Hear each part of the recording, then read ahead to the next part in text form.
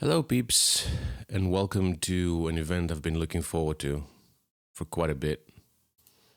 This is the SROL Riverside 200, a 2-hour race without pit stops, I think, around Riverside in 1960s World Sports Car Championship cars. I'm driving the Chevron B8.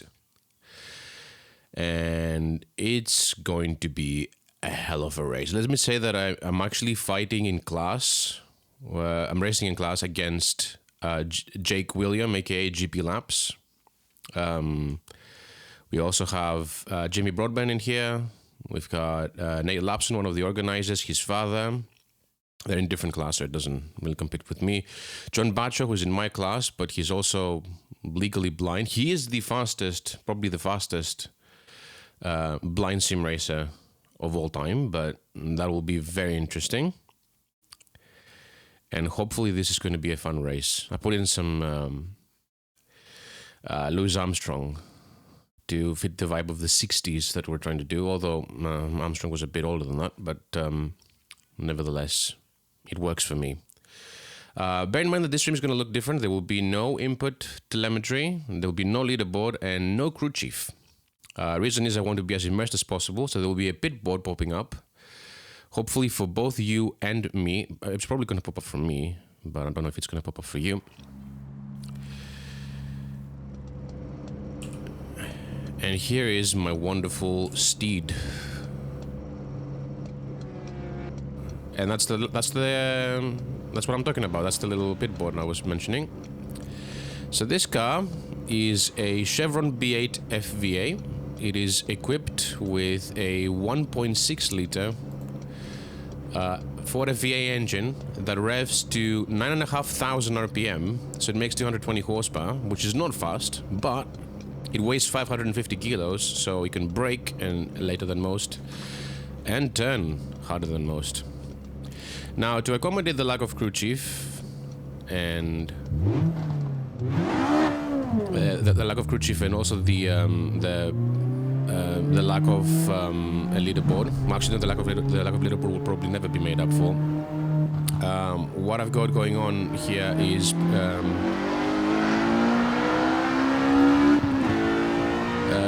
virtual mirror and proximity indicators for where the other cars will be. Oh, I need to get used to the car. I'm running 92 liters of fuel at the moment, which is my race fuel. And I haven't done enough practice, I think. The race will be, we'll have a manual formation lap. Because I said, of course, it doesn't facilitate that. And also for those who are more eagle-eyed, you might notice my shifter movement. This car doesn't have a 6-speed gearbox, but I have set it up because this had a dogleg in real life. I've set it up for a dogleg configuration, which is one of the nice things about Content Manager, because you can have individual controls for each car. So this has a dogleg. So first is where second normally is. Oh, there's a GT40 behind me, Mark II. So this sector is where my car is potentially the fastest car on the grid. And we're coming up to the sector where it's the slowest car on the grid. Well, it's actually not. It's not. It's the. Oh, it's not a GT40. That's a Maserati Tipo 151.3. This is the fastest car on the straights. Bye bye. So this sector is where I suck.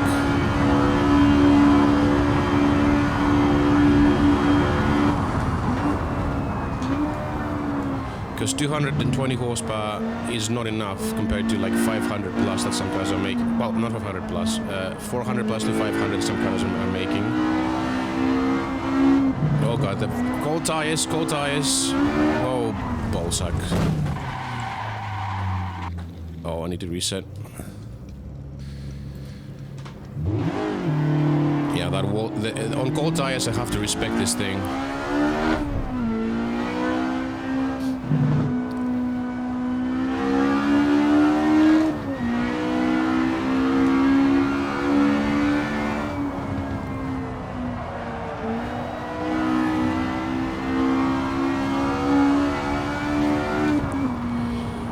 So there are 3 classes, by the way, in this, which weren't distinguished between them in real life, but or at least in the mod. But they're distinguished in this race. We've got Class 1, which are the fastest cars. We've got Jimmy Broadbent, Nate Lapson, Phil Baldwin, and a few others in them. Class 2, where I'm at, is the meat of the sandwich, and dare I say the best class. And we've got GP Labs, John Bacho, Yvonne Zibes, if I recall correctly, is the other Chevron driver. We're not teammates, because there are no teammates in this one. So we're gonna have to. So we're gonna see how we perform against each other. Listen to this thing rev. It's so good. It has a laggy speedometer, rev counter though, as is pretty typical of many cars from the 60s. So I have to. Thankfully, Assetto Corsa runs the LEDs on my wheel, so I can actually see where to shift there. Taking into this a little bit gingerly. This corner is very hard. My car makes it easier than most, but the problem is that it still has bias plies, and critically,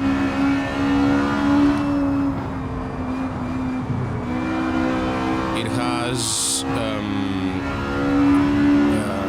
an open diff.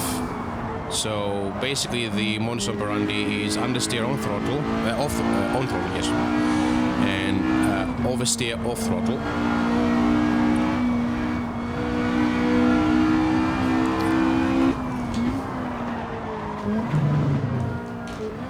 So basically, if I want to be fast around a corner, I have to get it a little sideways, and then hammer the throttle, so instead of getting understeer, I get oversteer, and then harness that.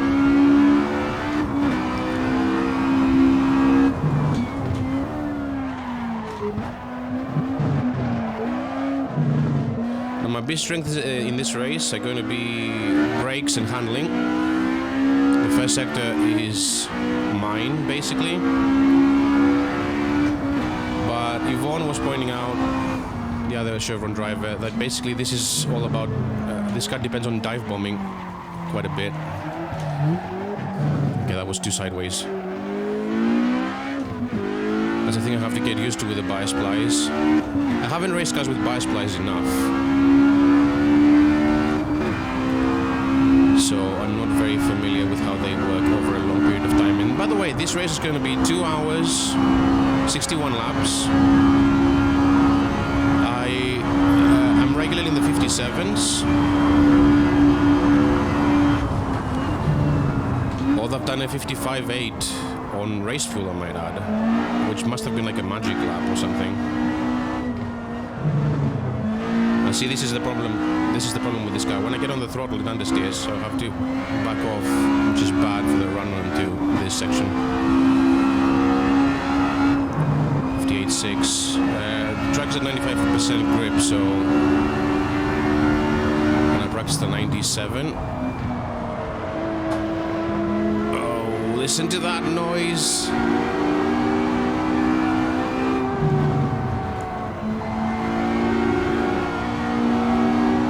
Is that a Nissan ahead? That's one of the Nissans. That's in my class. Oh, that's the 330. Oh, it's not a Nissan. Or is it? No, that's the ISO Grifo, I think. But ahead we've got the 330 before.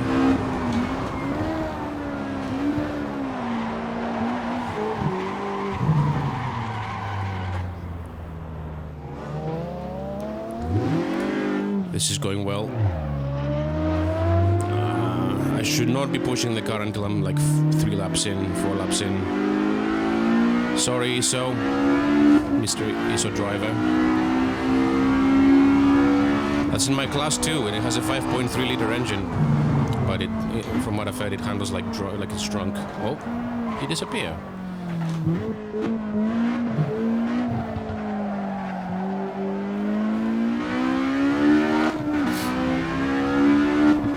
Man, the lack of practice is kind of showing. I was supposed to be practicing yesterday, and then at the very last minute, one of my bosses was a disorganized muppet, called me at the last minute to tell me, hey, you're working. And not only that, but I was supposed to tear the whole thing down, and he was going to come in and load it up in his van.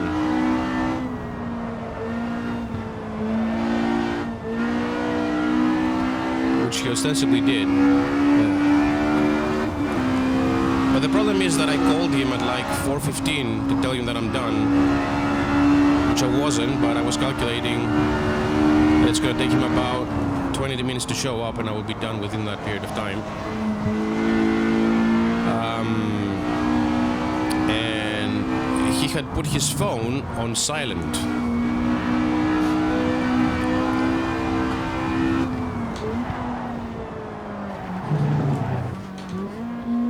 So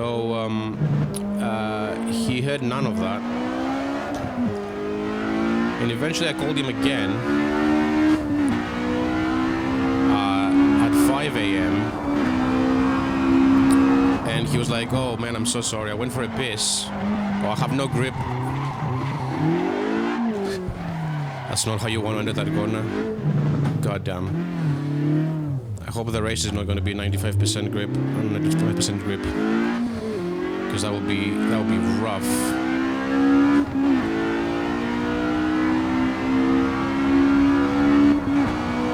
Maybe I should lock up the fronts a little bit more. This car doesn't care about lockups, by the way, because it's got bias plies. These things don't flat spot even if you try. Well, oh, for pity's sake, Steve, come on.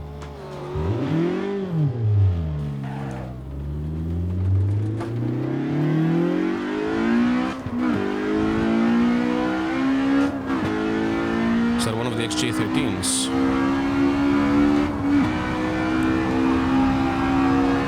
No. Is that the Daytona? No, it's an XJ13. This car is pretty special, by the way, because the profile picture for this stream, that line, is a photo of the engine bay of the real car that I then bumped up the contrast, vignette it, put some black and white filter on it, and that's it. And it's a beautiful car that unfortunately never got a race in real life.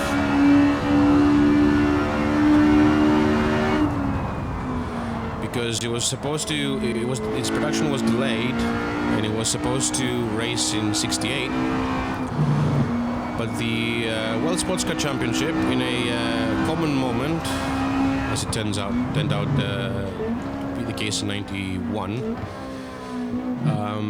decided to take the gun pointing at its foot. Well, it was pointing at its foot and pointing at its head, and go, what's the worst that could happen? And they decided, in their infinite wisdom, to basically try to bring in manufacturers from F1. So they instated a 3-liter displacement limit in Group 6, the top class, which this car was supposed to compete in. This car has a 5-liter engine, and as a consequence, Jaguar shelved the project. Oh my god, look at that sideways action there on the XJ13. He will still overtake me by the end of the straight, I reckon.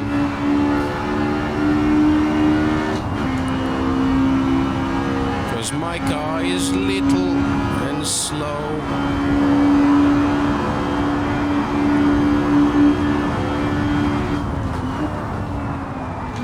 Although I can brake really late for this corner, by comparison.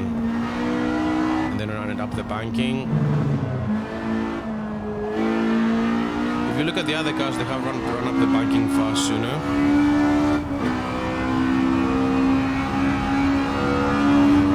Still at the practice, 57.9. Can't complain.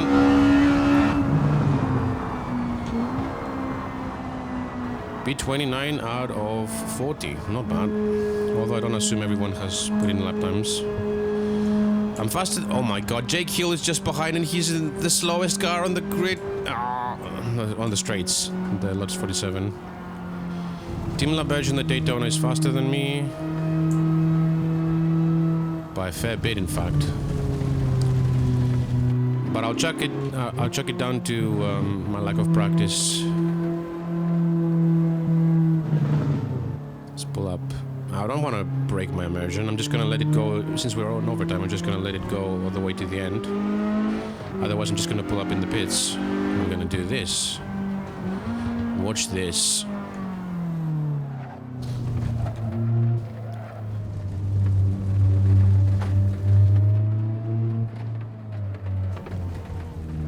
Surprise, motherfucker.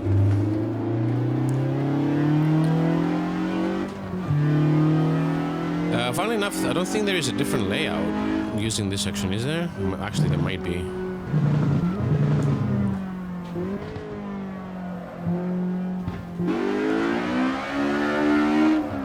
Oh, too early. The throttle there.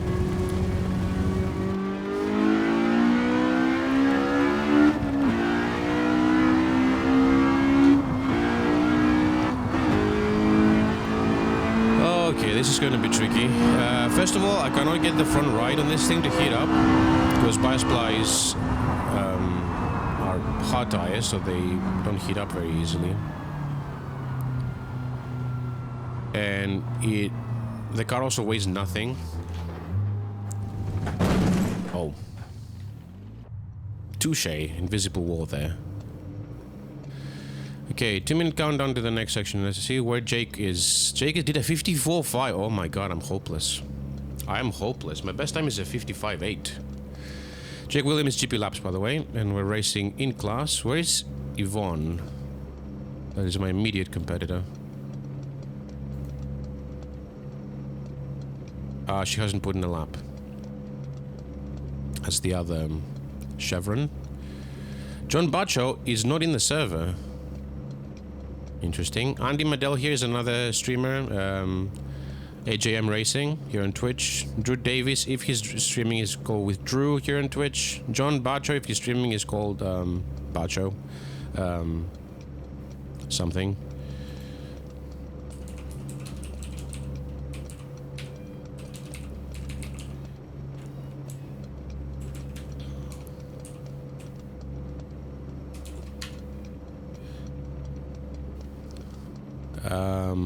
Dewey Tapper is in class. Oh no, he's not. He's in the slower car. What else we've got in class? God, I was beaten by class 3 car. I'm class 2. Tim LaBerge is in my class. Please no Punterino. Narrator, he will do a Punterino himself. See how Jimmy's getting along. Oh, he's rocking the Somalian flag. Yes. I did not expect him to be rocking the... I didn't know if the game had the flag, but I assume this is a content manager feature. Beaten by Nate Lapson by 2/10. 48. Holy shit. Alright. Let's take fuel out.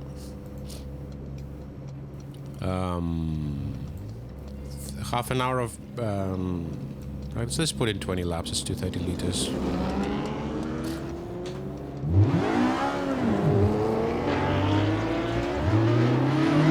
That car ahead is in my class. Well, one of the cars ahead was in my class.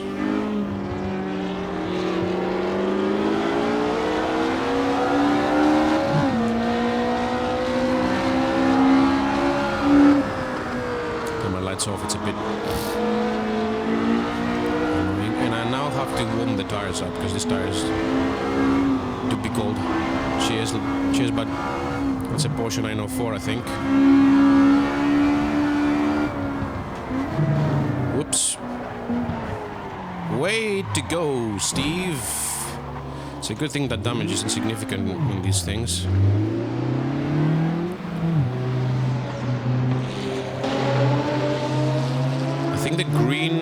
GT40 you're seeing ahead is Nate Lapson. Oh, that's such a noise.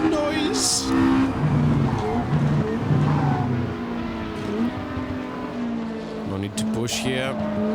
It's the first lap. I've got a Daytona behind, which is actually that might be GP laps. Oh no, his is the solid blue, not the blue and white. It's a Ferrari 250 GTO, methinks.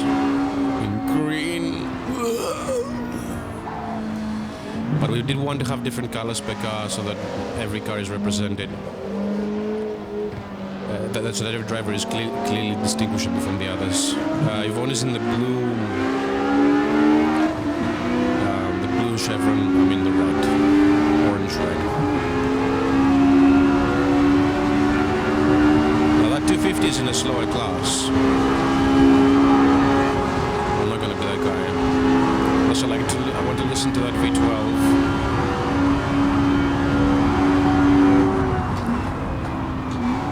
This is so cool.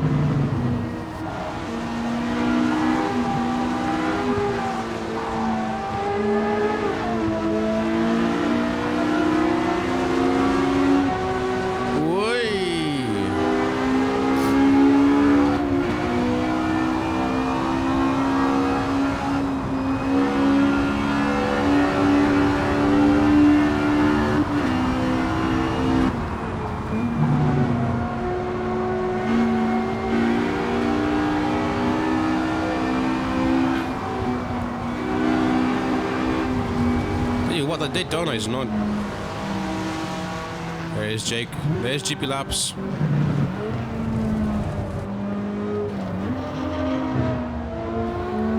That Daytona was definitely not slow in this section, which is a bit embarrassing because I should be leaving it for dead. But cool tires. Also bear in mind that GP laps is a historic car specialist. That's all he races as far as I know. Oh, come on.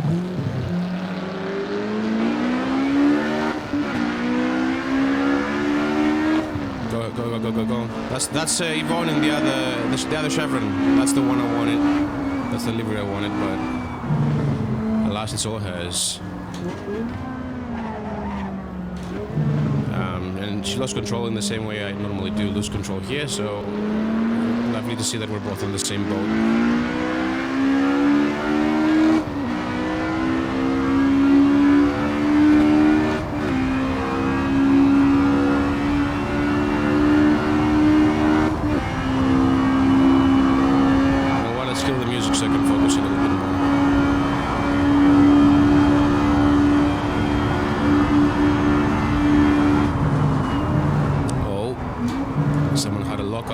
Someone is doing a Chastain.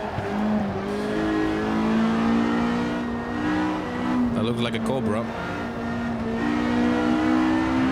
Oh, it's a bad run.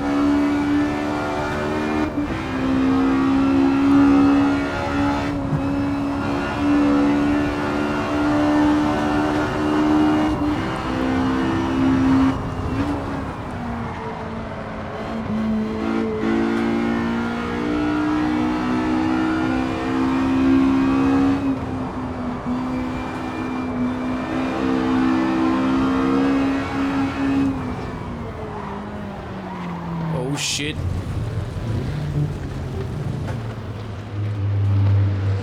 Keep it off the track.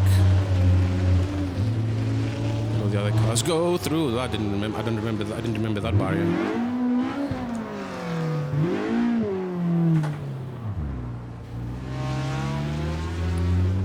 This is not going well. Now that Maserati you see ahead, the 151/3.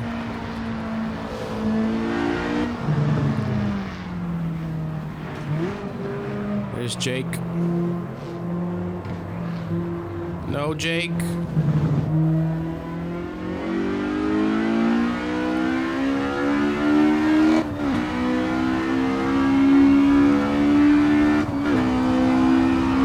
I still think the truck is not rubbered in. And I'm not in my element, so I'm gonna wait for it a little bit, also warm up the tires. because normally I could get that working, that little kick of oversteer initially and then let the understeer step in, but didn't work this time.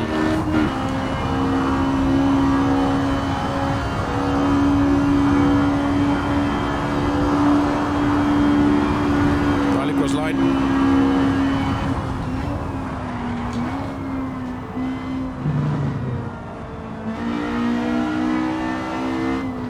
Up to the banking, pull it down, stamp the throttle.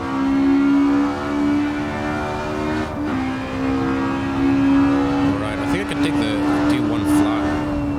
Not like this though. Shit the bed. That was bad.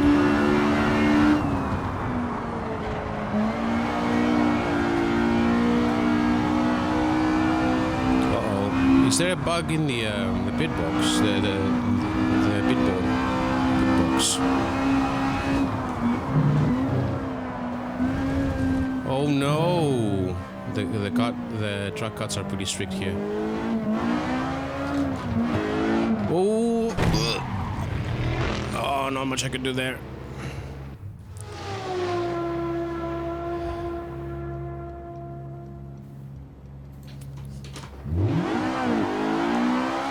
It's a good thing we've got time. Warm up the rears as much as possible. Make sure that there is no one coming. There is no one coming. Cool. Good exit here is a little. It's a bit like the. Which truck is exiting like this? Where you basically exit on the edge of the racing line. And if anyone's pushing, then you're a bit fucked.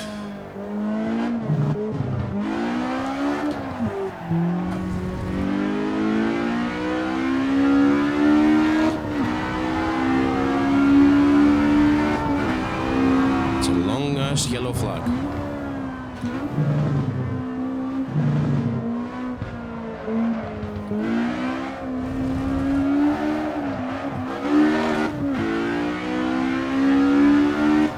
These cold tires. Come on, boys. 20 minutes should be ample time for me to put in at least a representative lap time. I should get at least a 55 in. Well, 55.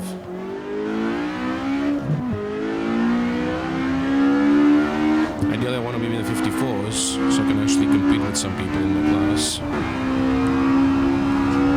Also, so I don't get embarrassed by Lotus 47, which is a slower class car, the fastest in its class, mind you, but no, actually it's not the fastest. It's second fastest, third. But my car is second fastest in my class, so third fastest in my class. So not very unfair of a comparison, is it? I should be able to smash that thing.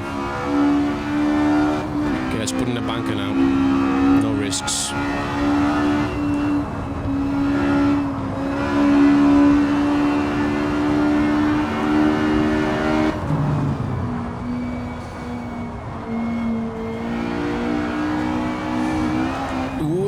No risks, he says. Shit the bed, man. When this thing goes, it goes. It's almost like it's mid-engined.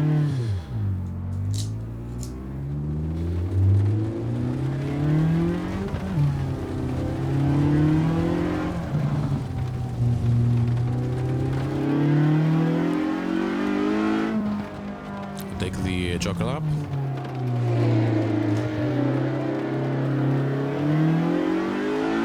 Which is that very grippy that weird grippy tarmac that you see sometimes on modern racetracks, which is designed to slow your car down as much as possible. And this thing is tricky to drive, though. That's always been a bit of consideration. But in practice, it was actually a little easier yesterday. Again, practicing at 97% grip. But as this is going to get rubbered in, the lap times are going to come. It's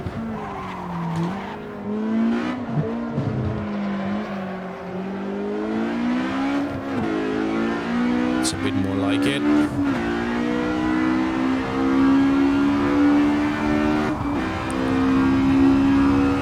But it's a shame this track is gone. Such a lovely track. Obviously, it wouldn't make the modern age, but at least we would have seen some brilliant racing continuing to the 90s at least.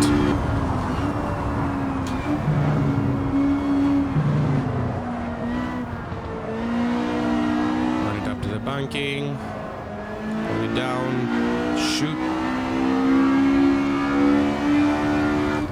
That's the slingshot.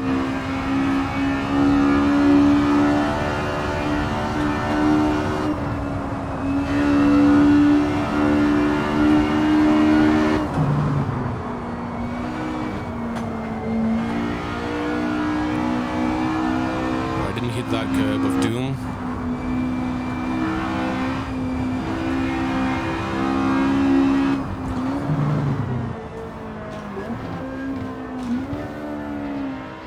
Run it deep again. Get it sideways a little bit. This is a science, driving these cars. And everybody's banging on about the precision required on modern cars, which is true. But on modern cars, you have to be precise to be fast. In this, you have to be smooth to be alive. And there's a difference. There's a big difference there.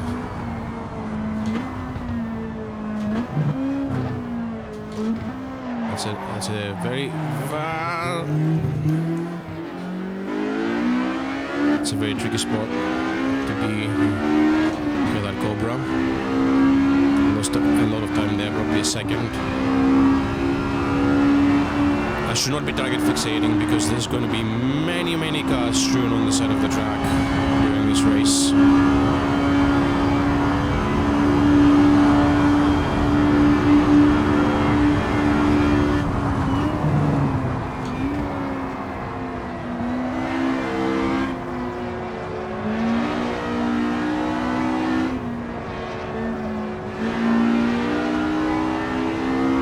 Semi-decent lap though.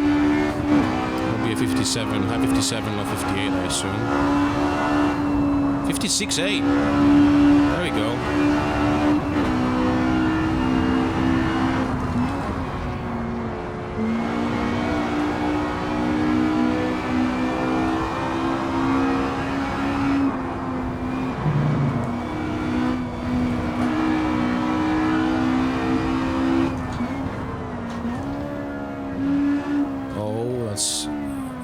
That's not good.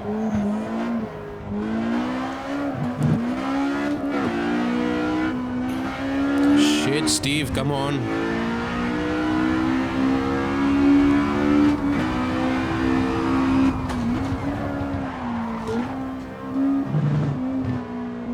It's too early on the brakes there. And see, that's what happens when you get on the throttle. Just get lots of understeer.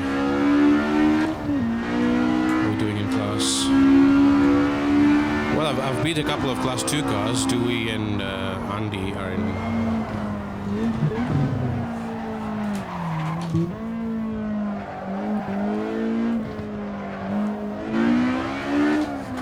And oversteering this car is so tricky. That's an ISO grief or that came to grief.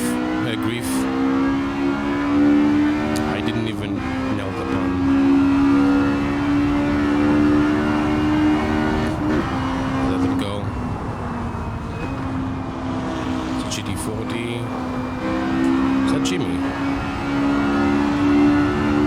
It's a Mach 2 GT40. Jimmy's in a Mach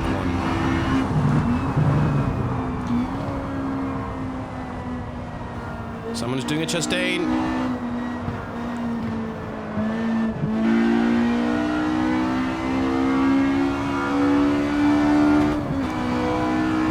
Oh dear.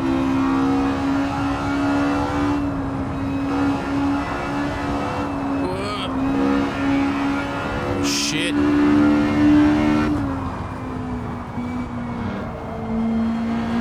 Is shitter if you get it wrong.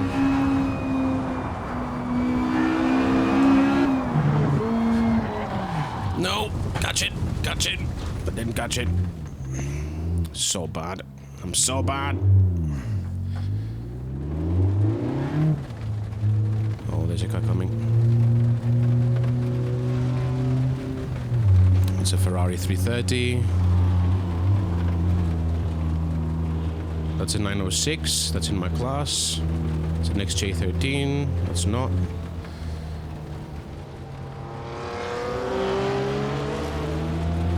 It's a Maserati 151. Go for it. It's a Grifo.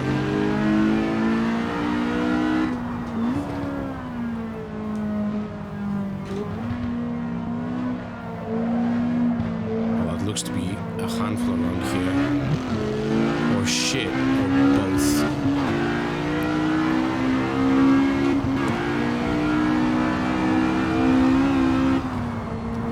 But man, racing without crew chief is like racing blind.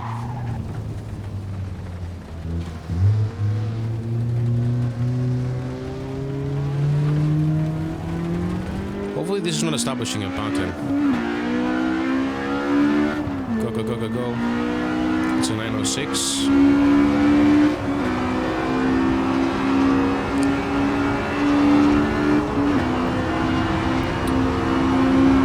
That looks like a testing livery.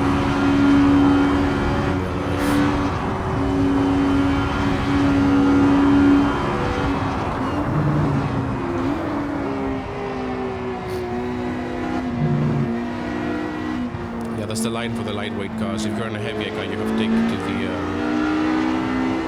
banking earlier. Wait, on the stair.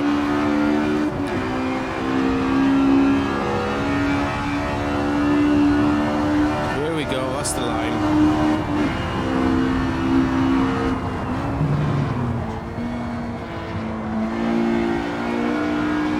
I don't know if the pitboard is flickering for you, but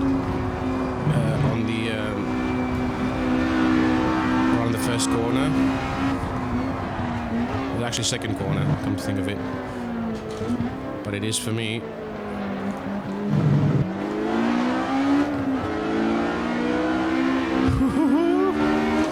That was sideways throughout.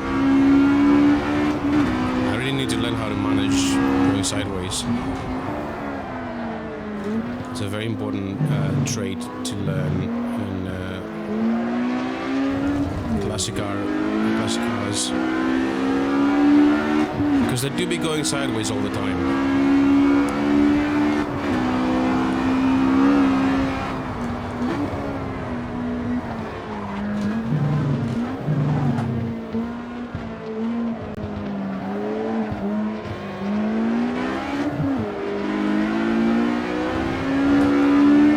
It's a Mach 1 GT40, I think that's Nate. I think you can go past me without issue. Oh, come on. Sorry.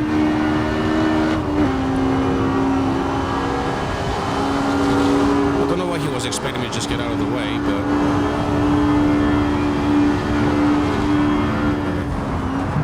I'm not under blue flags.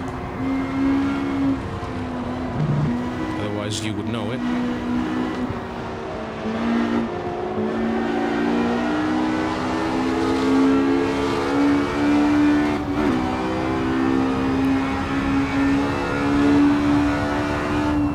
.1, there we go, that's an improvement. Still not a 55 though.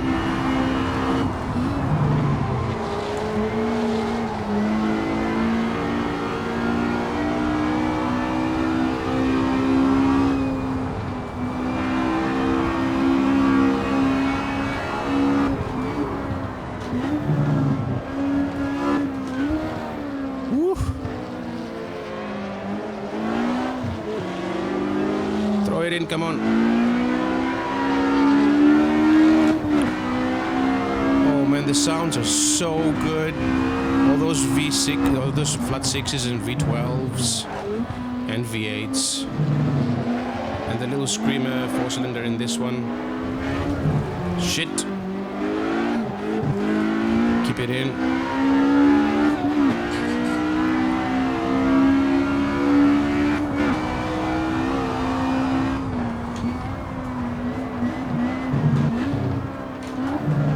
Shit. Man, if I do my braking early, this corner is fine. If I don't, it's not. For example, for this one, I braked early initially and then I let it roll into the corner and then get on the brakes and I locked up the fronts, I think.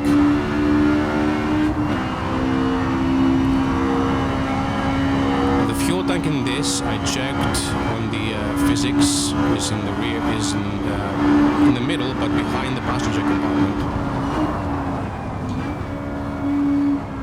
So it's not altering the balance too much, but if it's going to alter it, it's going to alter it towards the rear. Oh shit. Fuck that.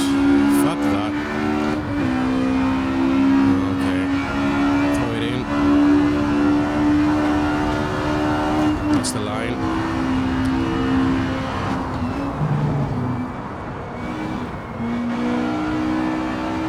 No.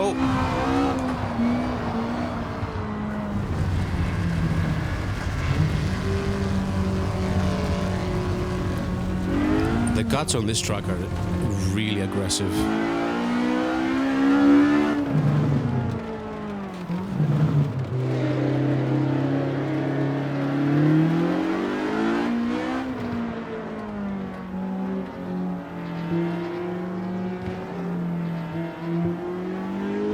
Sorry.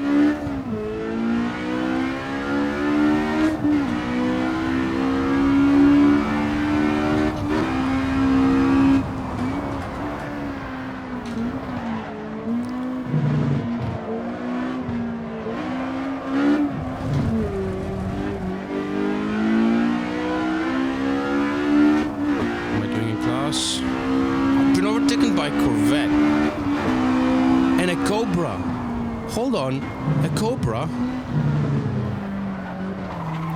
That's the slowest car here. It's the slowest car in the class below mine.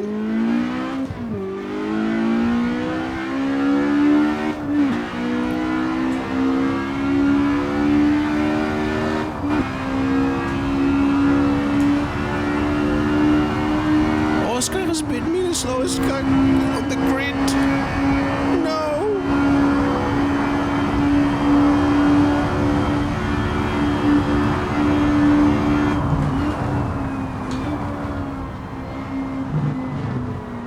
Brake later than that, can't I?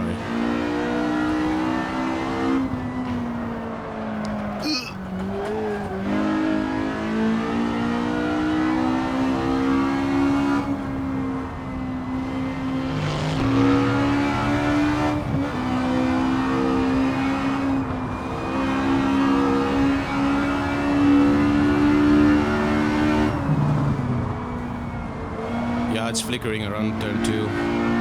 Pitboard for me. Hopefully it's not doing that for you. It's not a big deal, but my guess is because it's proximity based and that corner is moving us towards the pit lane.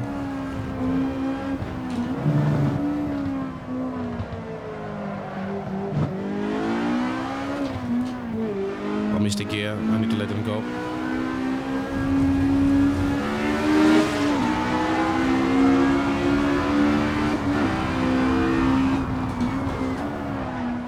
Had a crappy run into turn 1 and then I missed a gear, so you know the drill.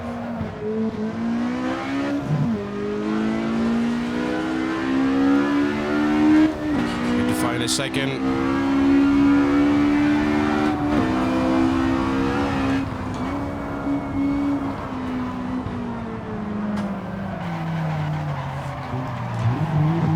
Tandem drift.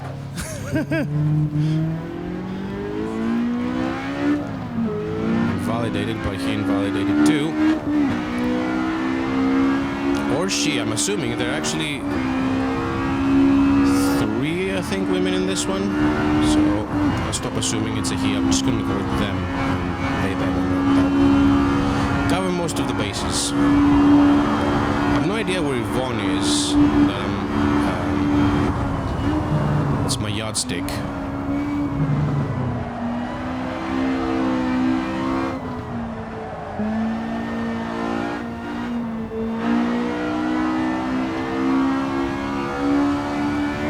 Because in the other Chevron,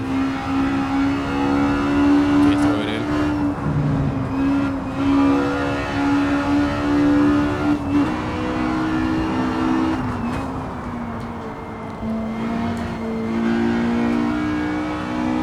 May have been a little bit too timid there.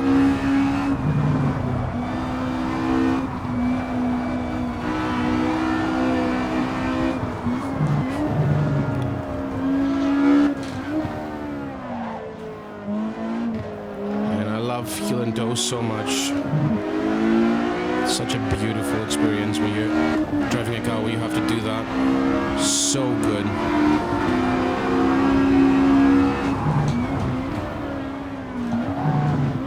The only annoying thing is that Assetto Corsa's throttle response is not great. Some mods add that in with like throttle maps.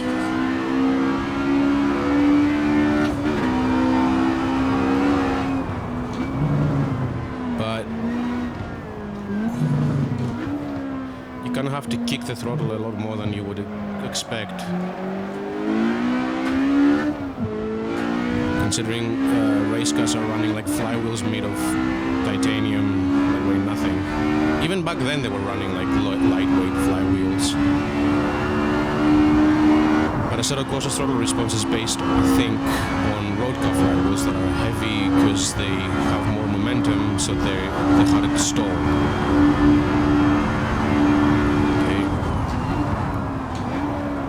Deeper there on the brakes, which I can easily do, it looks like. Don't know if that's going to be a possibility on race fuel.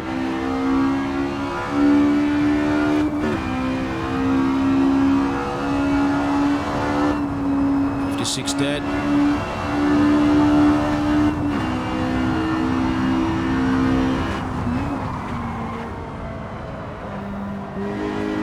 Fuck. Slowed down way too much there. No, that's a cut. No, that's not a cut. Okay, good.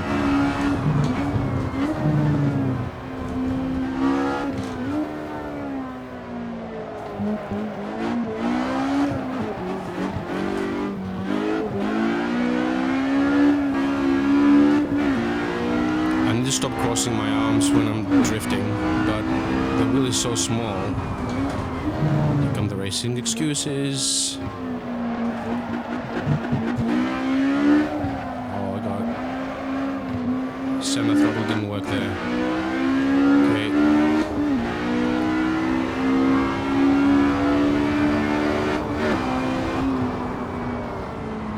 Go.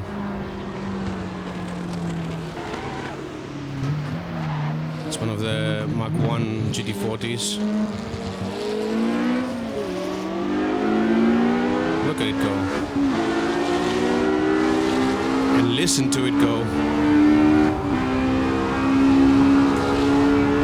Well, here I am embarrassed by Cobras. At least I'm 2/10 within 2/10 of my fastest ever lap time in this car, on this track. But it is important to know that that lap was done on 88 liters, ouch, 88 liters of fuel or something. No! Oh!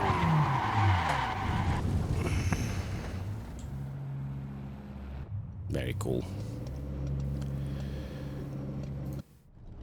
Was that Jimmy? Jimmy.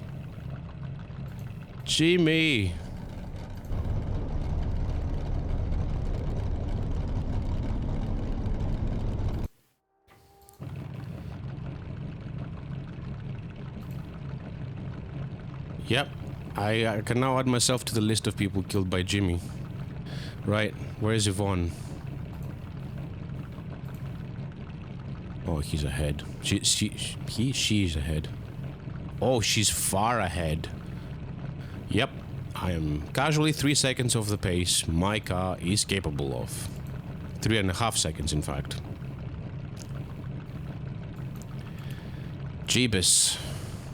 Yep, I'm well among the... So just to be clear, Class 3, Class 3, Class 3... Oh, no, Class 2. Class 3, Class 3, Class 2, me. Class 3... no, Class 2, that's Class 2, to be fair. Class 3, Class 2, okay. Class 3. Class 1. Class 2. Class 2. Oh, I was beaten by a Nissan. Class 2, Class 2. I can't be beaten by coin. Come on. Class 2, Class 1. Man, the Maseratis do suck. But Yvonne, what a beast. Fastest Class 2 car out there by 0.4 of a second.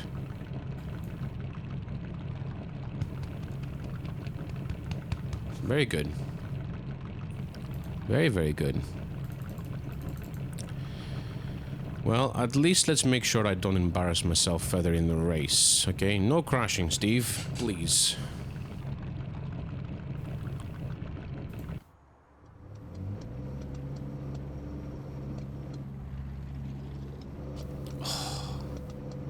Also, this is a 2-hour race. I'm gonna take a very short break to go have some water, and I'll be back. We're starting in 2 minutes, so we've got time. Put some music on.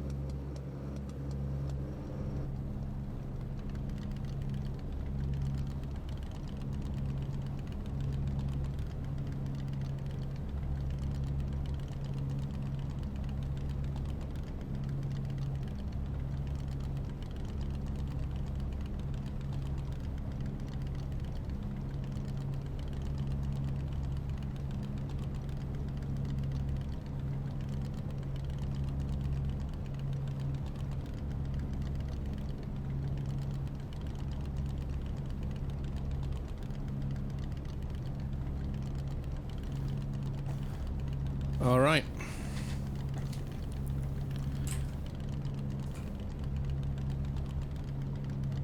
We're back. 2 minutes to the race start. This is gonna be a rolling start, which this game is incompatible with, so we're gonna have a manual formation lap.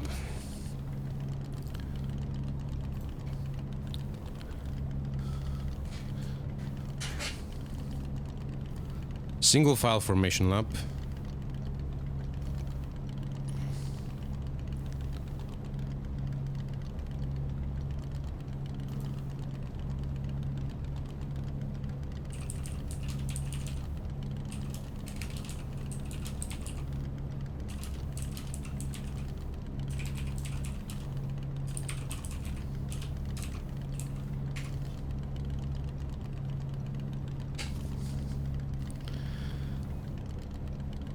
Embracing the meme. Now we're on cold tires, so it won't make much of a difference if I press drive now.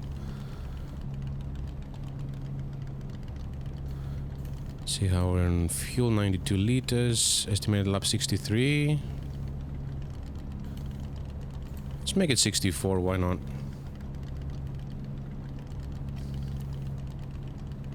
That's film noir music right there, which changes completely, but...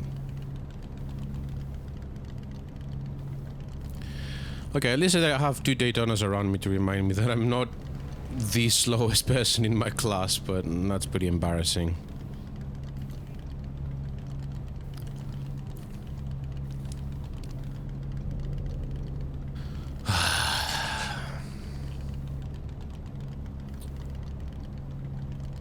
My heart's kind of in my mouth.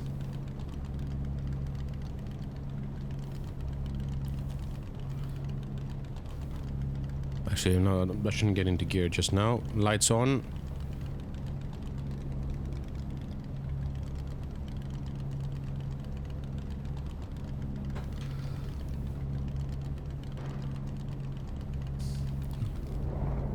Don't go. Don't go.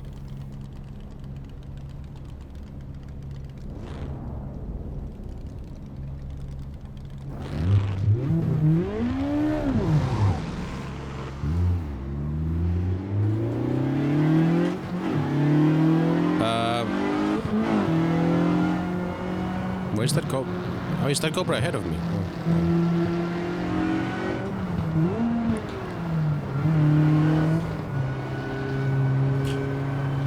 Corvette behind me. I think that thing's a Chungus. Okay, let's kill the music.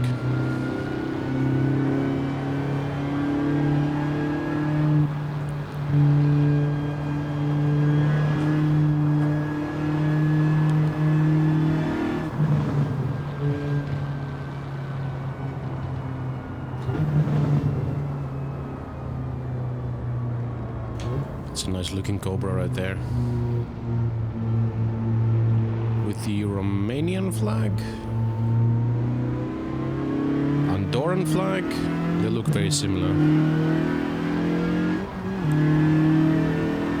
That's... Are we doing a race-based formation lap?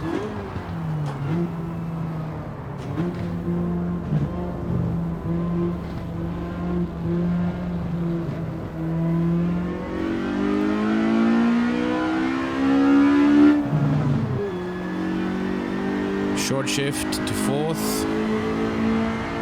I'm surprised how well my brain has adapted so far to being on a dog leg. Because last time I was on a dog leg, I money shifted like a motherfucker. But I'm getting along with it fine.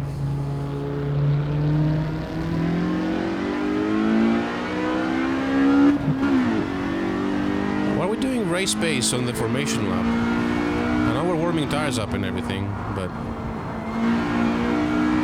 I'm offsetting myself a little bit to make sure I'm not gonna crash into anybody when they slow down. I think we're following the class 1 cars and they're going like stink.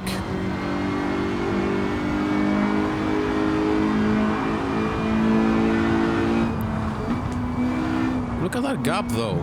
Hold on.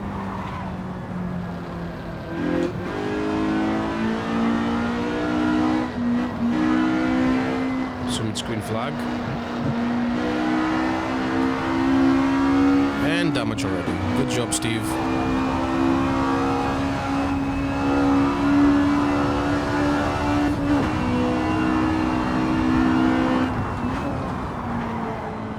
Cold tires. Don't push too much. Oh, them Cobras do be fighting.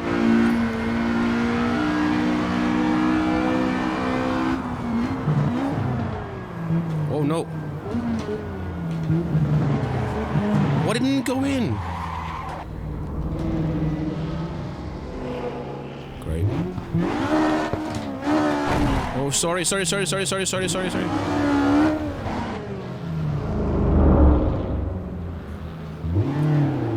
And I'm lost.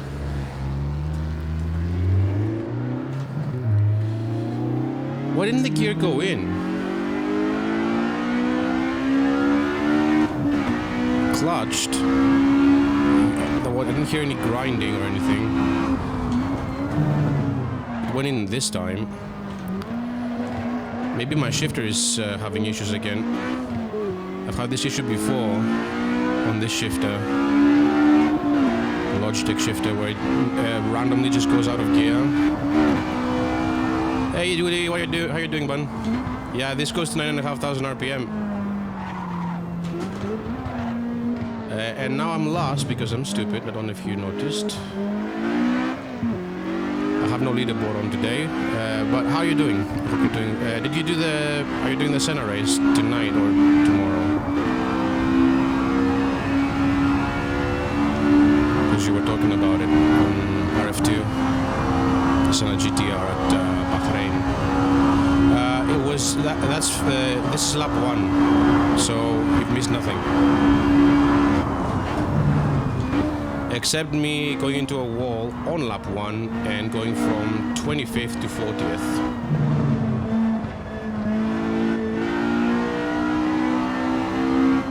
Oh, understeer. My tires are still not warm. And I'm stuck behind the slowest class of cars. Not being one of them.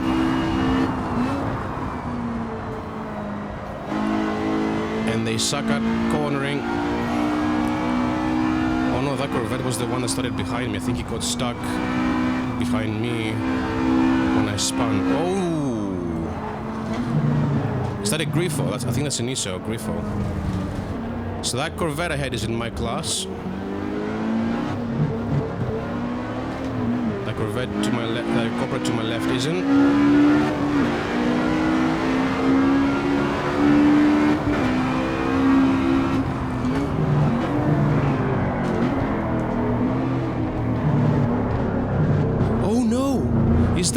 Is that GP Laps? That might be GP Laps. That might be Jake. He was in a blue Daytona, and that's a blue Daytona.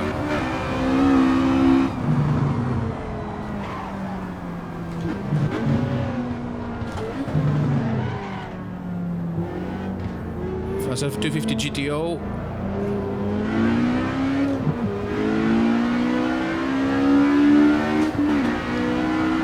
Yeah, past the Cobra. There's a blue Cobra to my left. Oh no, look at that Corvette now. Not much I can do, I don't have top speed, but he's relenting somehow, somewhat, for some reason.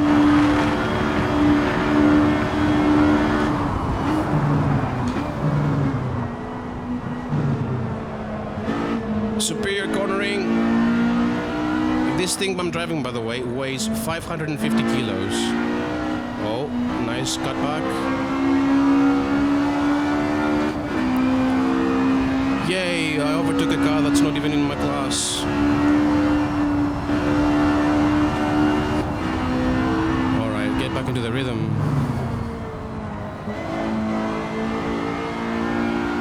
Which one? My car?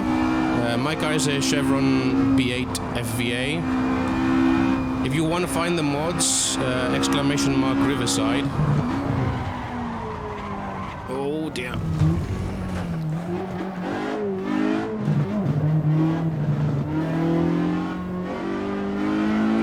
This has a 1.6 liter Ford engine that makes 220 horsepower.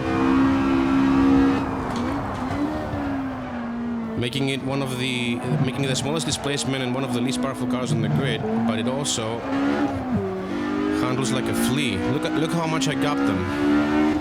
And that's a Jag E-Type lightweight behind me. I mean, it's a similar engine. It's a 4-cylinder, mind. It's the engine that they later on modified, improved upon as a design and put in the racing escorts in the 70s, I think. The FVA. Such a screamer. Alright, I've got them now. Time to look forward. I don't know what position I'm in. All I can see is my pit board at the end of the lap, because I want this to be as immersive as possible.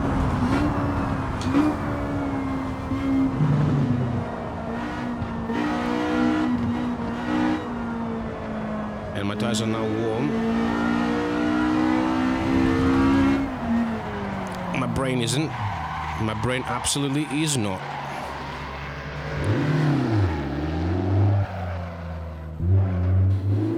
And I'm back to square zero. Why did I have to step on the sun? I wanted to get more turn in, and I was like, yeah, I'm just gonna kill myself, I suppose. I did, but it kills but my GPU can't run it because it effectively renders two screens for a trackside camera, and it kills my frames because my 1070 is not a powerful card. I've done everything, but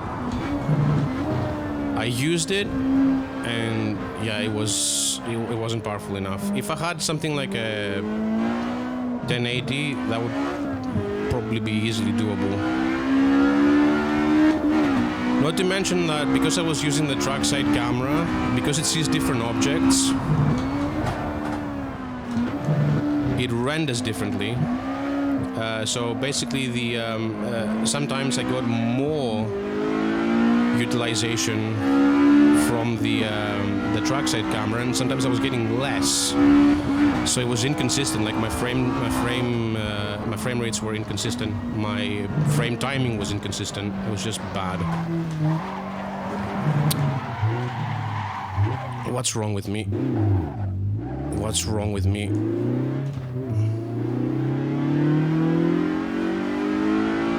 That person behind me, I think, is John Bacho. If it is John Bacho, he's blind. He's blind and he's nearly beating me. Oh, hold on. No. That's a 250 GTO, not a 250 LM. He's in a 250 LM. Yes. Legally blind, I want to clarify. He's not completely blind.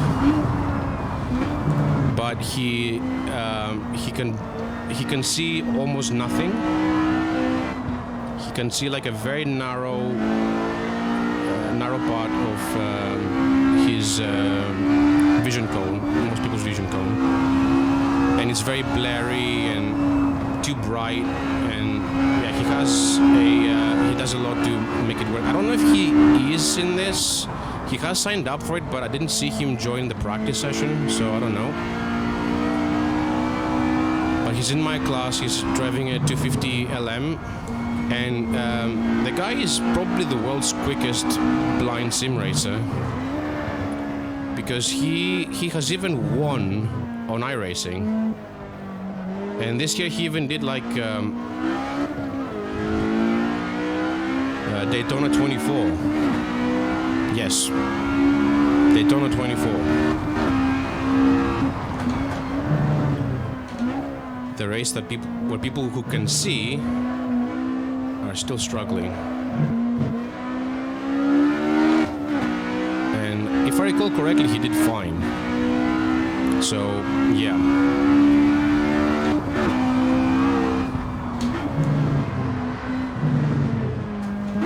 Okay, it's been, what, a lap since I spun? Last time? It is very impressive. It is very impressive. He and Alex Zanardi are very inspiring people. Zanardi, for those of you who don't know, or Zanardi as the Americans call him, obviously. He was a kart driver, kart as in CART, the Indy cars of the 90s, and two-time champion of that. And they did a one-off race in 2001 at Lausitzring Ring because they wanted to go international. They were already doing that with Buenos Aires and Jacarepaguá. And on cold tires, he spun out of the pit lane and joined the tri-oval, like that. And he was hit at 280 kilometers an hour, and that crash took out his nose cone along with his legs. In fact, according to the people who took him to the hospital, he died 4 times on the flight there. His heart stopped 4 times. And you know what he did? He became an Olympic hand cyclist and won 2 golds and 2 silvers. And the silvers were the team events where he was probably carrying the rest of the team.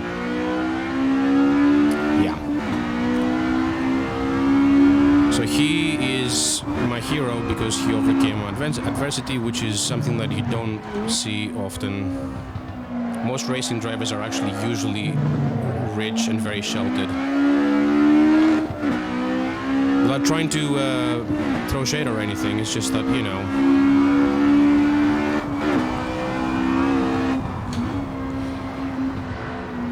none of them really experience hardships of that ilk. So yeah, pretty impressive. Although Lewis Hamilton is not given enough credit because his brother has cerebral palsy, I think. He was racing in BTCC for a while. I don't know if he's still doing it. And I was so stupid, I actually used to make fun of him like an absolute moron, and then someone pointed out he has cerebral palsy, and I was like, oh fuck. Which is why you shouldn't mock slow people, because you never know what might be going on with them.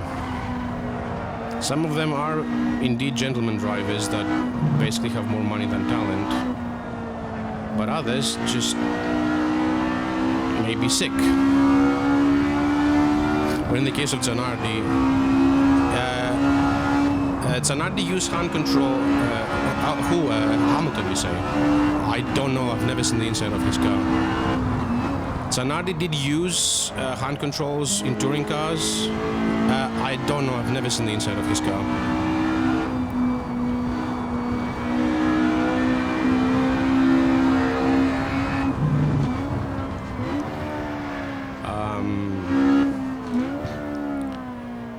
I know for a fact that Zanardi did, and in fact, for those of you who don't, if you didn't know it, Woody, he actually crashed out with some laps left in the race anyway. And after he recovered, the year after he recovered, he had a jump car, which was what that era of IndyCar was called,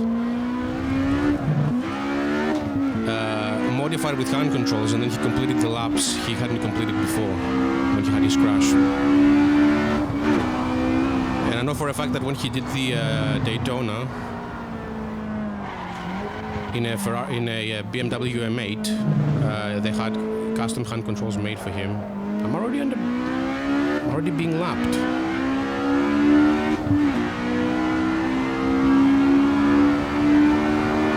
It's a weird position for that Cobra to be. He shouldn't be letting me go. Buddy, when I crash, he'll crash into me. That's what's gonna happen. Don't let me go. You're not under blue flags to me. But thanks anyway.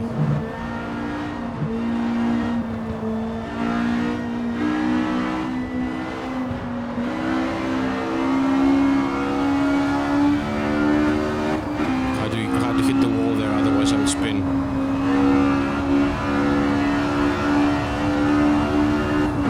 Look at that jagged lean. Oh, and that GT40 sideways. I don't know where to let him go here.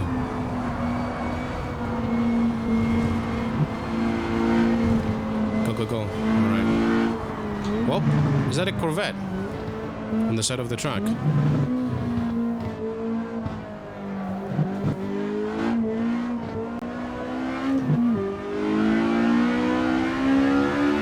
God, I need to change my settings on Stream Elements. It's sending so many messages in bulk.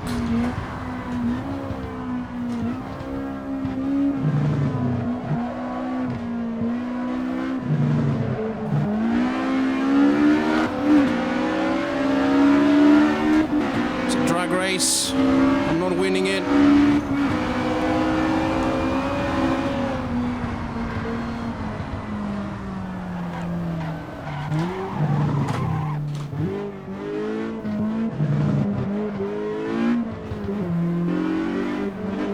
Buddy. To be fair, he's probably fighting that car more than I have to do with mine. But look at me mixing it up with the slower class cars. Also, depressingly enough, we aren't even a sixth of the race distance.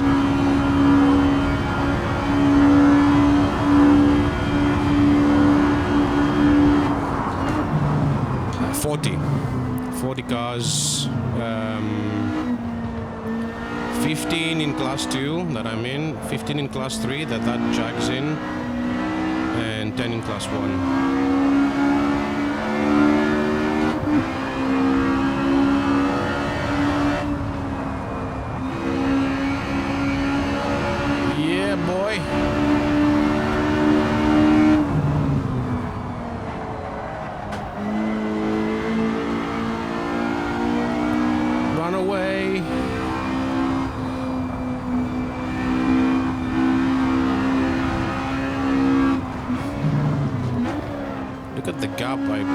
Just from the cornering ability of this car, which I'm not putting to good use.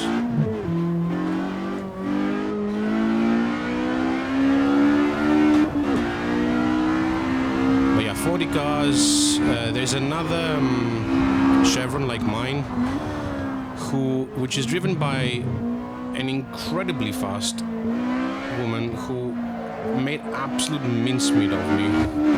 I put in a 56 dead in qualifying, and she put a 52.6 in the same fucking car. And I have practiced, and my fastest lap time ever was a 55.8 in practice.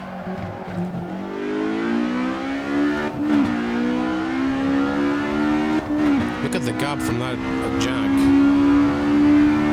That's the cornering ability of this thing. But yeah, this is, if we're to go by the drivers that are driving the cars now, this is the fastest car in my class.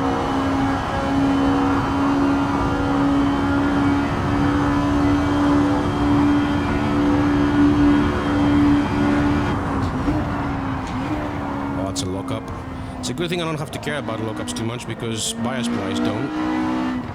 These things last forever. According to the Pro Tires app on AC, I mean, this lap is a 61 lap race plus the formation lap, hence it says 62 on the top middle of the screen. 57.1 at last, it's a semi-decent time.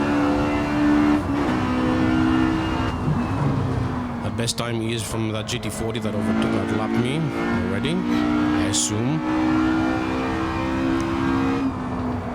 But yeah, it's a circa 2-hour race, this. Under 2 hours, but stop. I think my brake bias is a bit too far forward.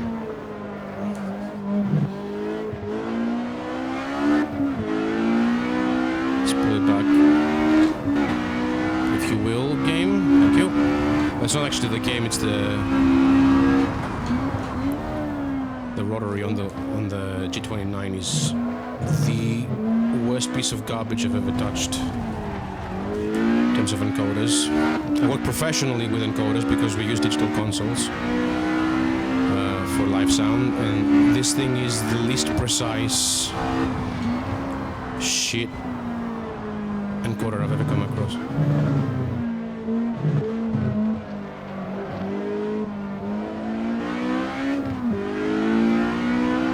There's no Pantera in this one.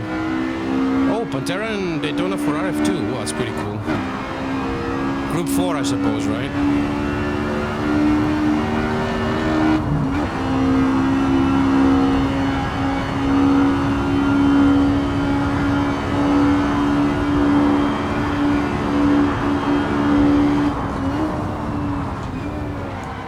Help!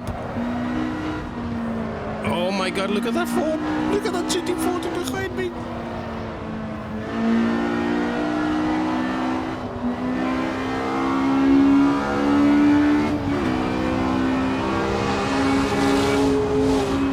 Listen to that GT40. Oh my god. Come on. Don't. What are you doing, buddy? I think he got. I think he was a little indecisive there in the XJ13. What a car that.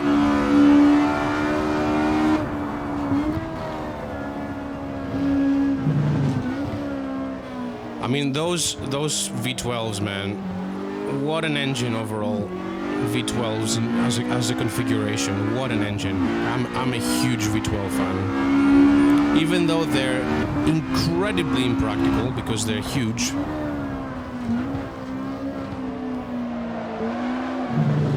even a small displacement V12 is bigger than a large displacement V8 due to the sheer number of cylinders you have to have, even if they're smaller in size. But man, those engines are screamers, and smooth as you like as well.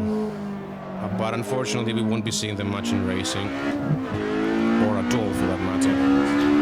With the death of the GT1s, I think the engine's gone as well, unless they decide to bring back GT1s. Please! They make them more like V12s, naturally aspirated, none of that turbo bullshit. That would be brilliant. But with respect to what's turbos, turbos can be fine, but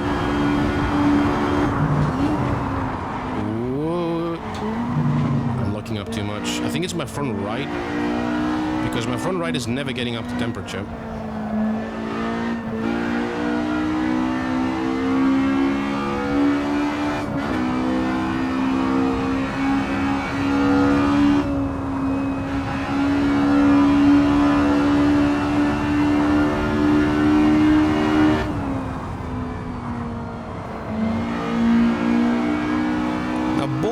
That shows up on my board is, I think, the leader, right? Or maybe he lost the lead.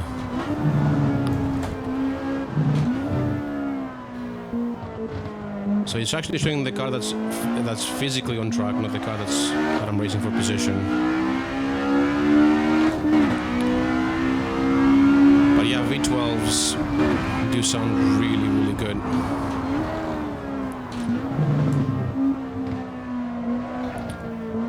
For example, if you want to hear a good sample of a modern V12, in my opinion sounds incredible, listen to the Ferrari LaFerrari, or the 812 Superfast.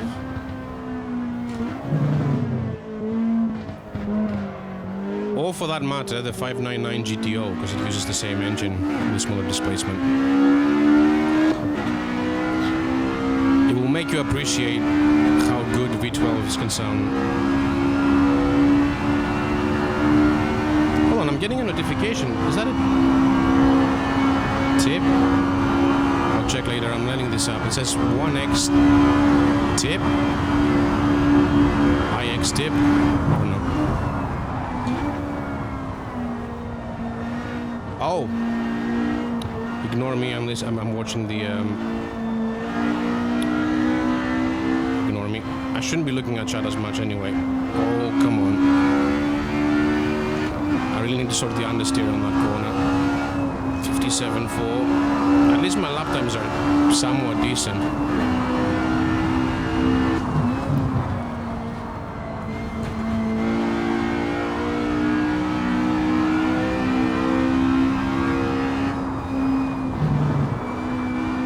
At least they're decent compared to my practice times. Because lest I remind you, Yvonne in the other Chevron did a 52 in quali, so I'm expecting her to be doing 54, 55 during the race. So I've got way to go. Oh, look at that back. That's the other side of the track to the left, as you can see after the hairpin, the horseshoe.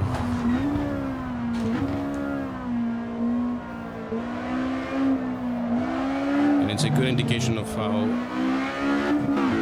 things are going up ahead. I think that's a Jag lightweight ahead. Another Jag lightweight, I mean. It had this distinct... Oh, it's not. Is that a Maserati? Okay. Instead of going car spotting, Steve, how about focusing on your racing lines? A bit scared there. Quarter race distance. Yeah, Steve. Thanks, Woody. That told me.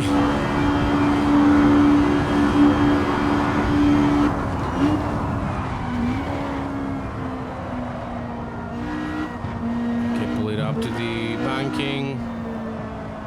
Hold it down. Punch it. Yes.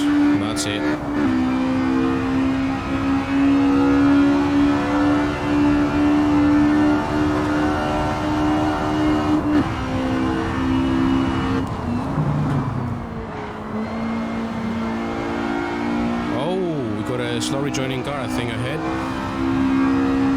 Oh, it's up to speed now. Don't.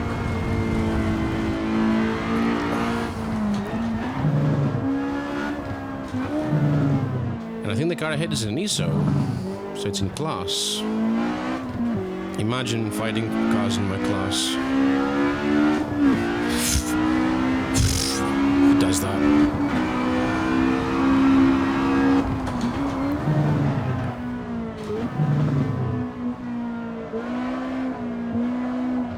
Oh, it's not. I think it's a 904. It's a class 3 car, maybe.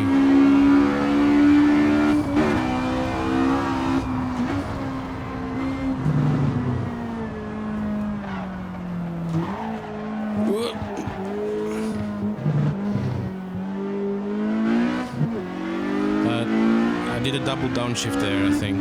Well, downshifted 2 gears in one go, and that may have unsettled the car. I should be going gear by gear, I suppose.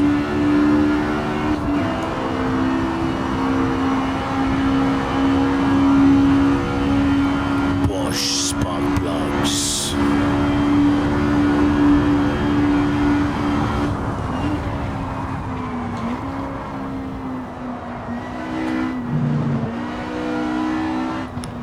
Oh no, oh no, oh no, Chastain.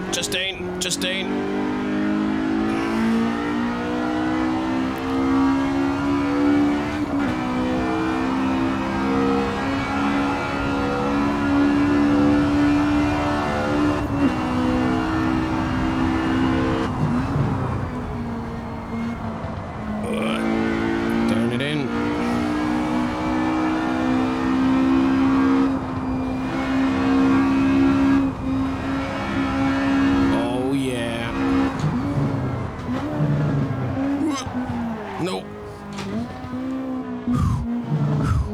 This car is sketchy because it's so light and it's mid-engine.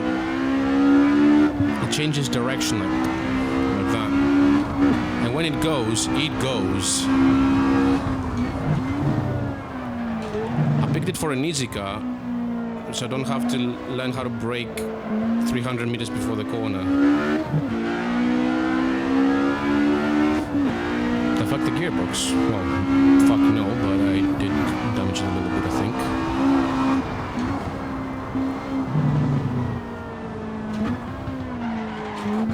That is a Porsche. It's a 906. It's in my class.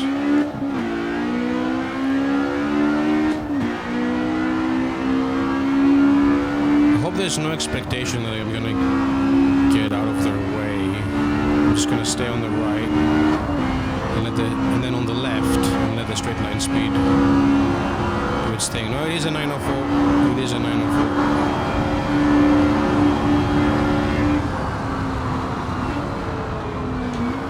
And I had a run on that Porsche. Woo.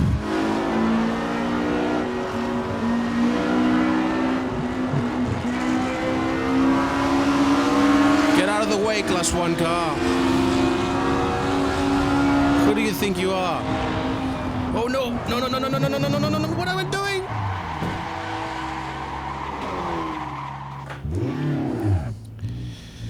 He got sideways, I got sideways, and contact has been made. Shit. I did get the car turned in though, so maybe it was him. I don't know. It's on both of us, I suppose.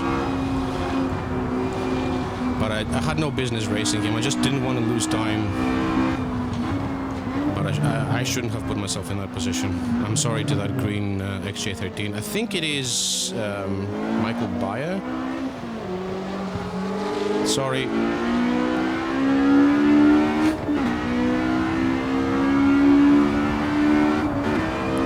Oh, I'm this bad today. The last couple of days, my concentration has been a little all over the shop. I think it's. I've been working for 2 days, like a really rough schedule, and maybe that's the reason. Like, I got off work last night at 6:10 a.m. Well, I want to say last night, I mean this morning.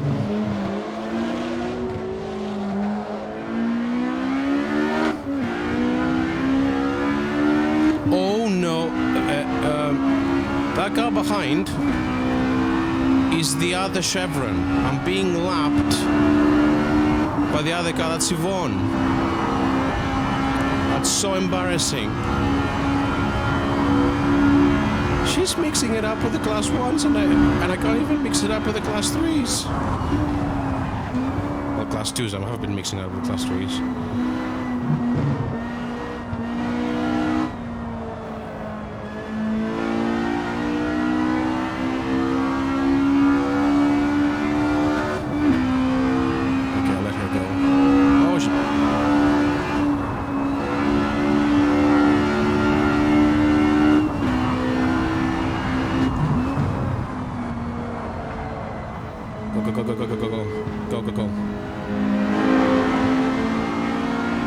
That's my car from the outside, in a better looking livery, in my opinion, and also driven by a much more capable driver.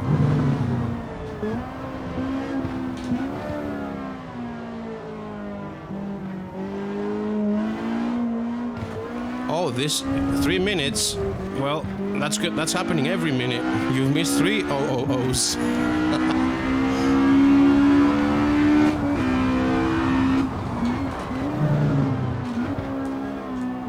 I mean, it's a car on bias plies that's very agile and kind of unstable, driven by a moron.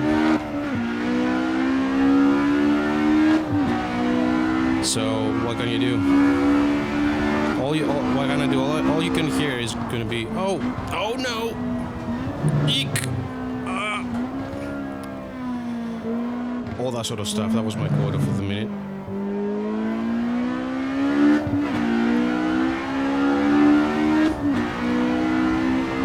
Doesn't help that I've been lapped by a person driving the same car as me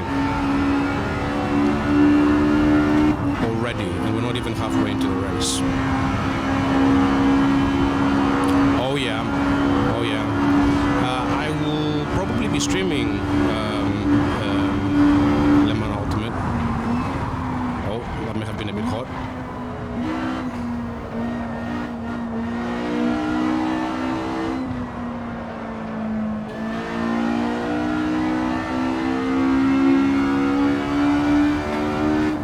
Because here's the thing, even if it turns out to be bad, I will just have bought it cheaper, so we'll be able to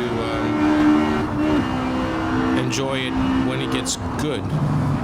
Although with how Studio 397 operate things these days, I don't expect it to be bad. I just expect features to be missing.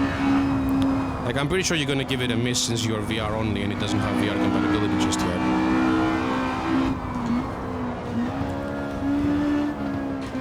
But reading their notes on the early access aspect of the Le Mans Ultimate page, I'm very encouraged, because the thing they said is, like, we don't want to release a product that doesn't reflect our values, and therefore we're going to release it in early access. Then when it reflects our standards and so on, we will go for the full release. And that's admirable, because let's not forget, Reza did not do the same thing with AMS2. AMS2 was released in a fucking foul state, and it was a full release. It was a 1.0. No early access bullshit, no early access justification. And that game is still buggy as shit 4 years later down the line, which is a shame, because it could have been amazing, and it's not. So yeah, I admire the fact that they're doing it this way. Well, admire.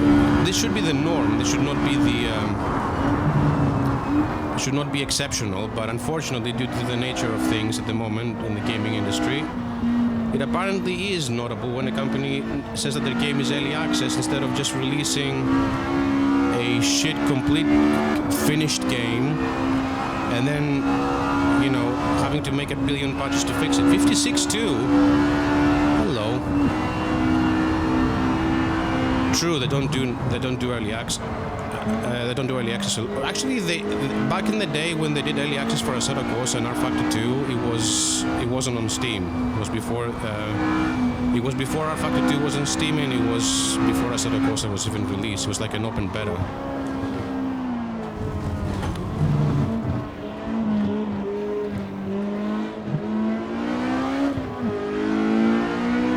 That Maserati behind, that won't be able to do anything here.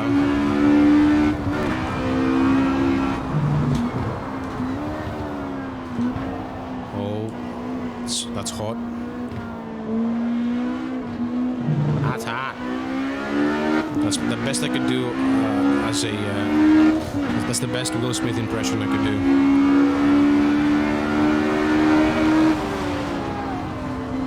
Oh, the Ferrari 330. Listen to that car. Downshift again, please. Please do it.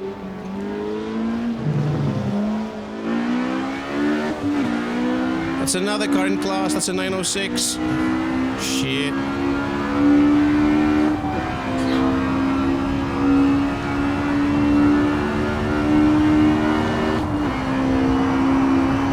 Yeah. Here's the thing, gamers like to be angry at things, and that usually makes sense, but sometimes they don't. But they definitely don't know what they want, so that tends to affect things a bit. Don't squeeze him too much.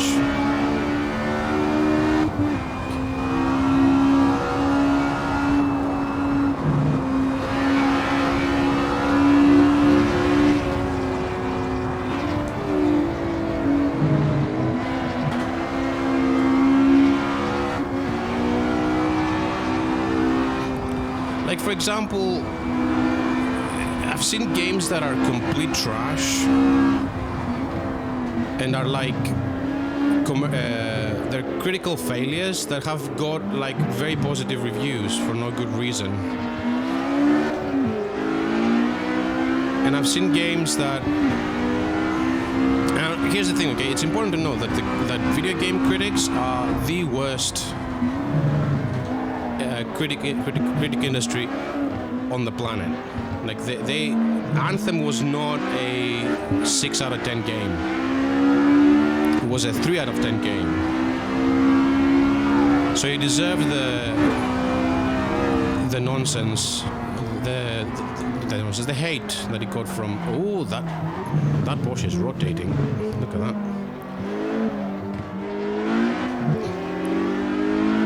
But sometimes they're angry at things that they shouldn't be angry at. And sometimes they're kind towards games that just don't deserve the kindness.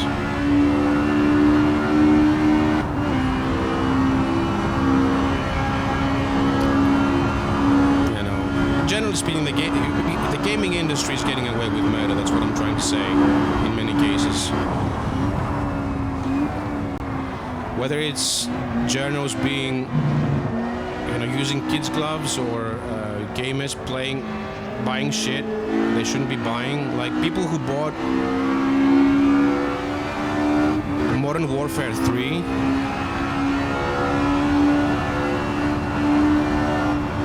deserve to be fleeced. I'm sorry. Warzone was shit. Warzone 2 is shitter. And then they tucked on like a campaign that's like 3 hours long, I think. Shit. Oh my god, this bank saved me. That bank saved me. That's the first time someone's saying that about a bank. Of any description. But yeah, people bought Modern Warfare 3, and I mean, the reviews are bad, but they bought it. So Activision is just going to be crying themselves to sleep when they're using like $100 bills, whatever the saying goes. As someone who doesn't use the dollar or the word notes, the word bills, I use the word notes. That's a difficult sentence to say while racing.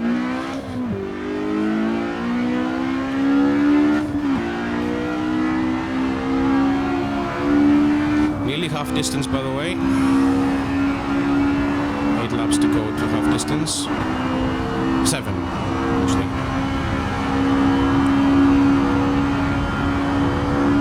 Good on fuel, it looks like.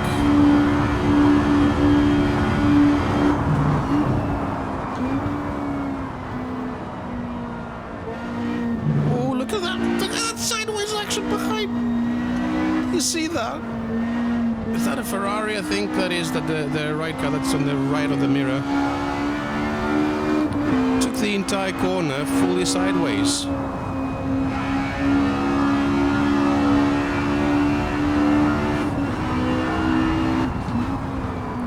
This era of cars, man.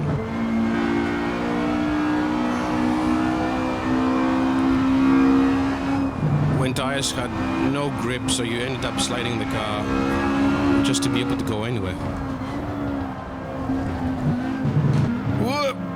Oh my goodness. Sam.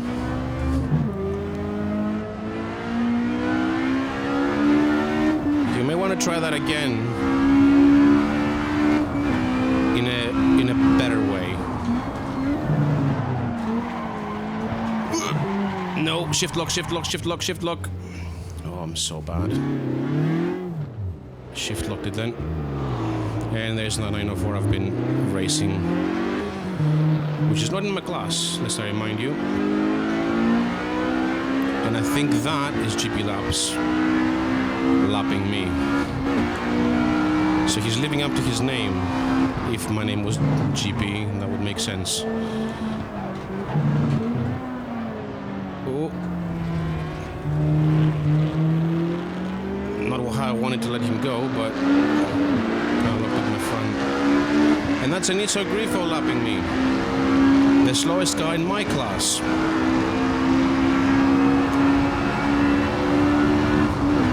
Oh, I shouldn't be beating myself up. If I wanted, well, I couldn't do better under the circumstances because I didn't have time to practice enough because of work.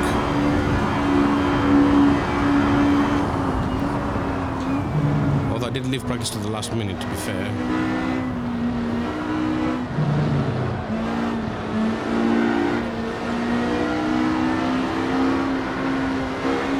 Oh, turn, you bastard.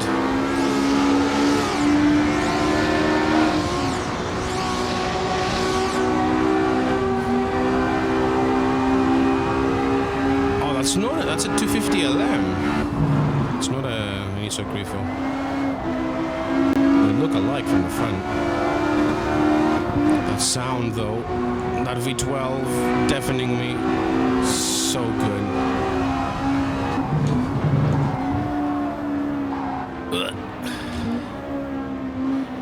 Because the Iso has a V8, if I recall correctly.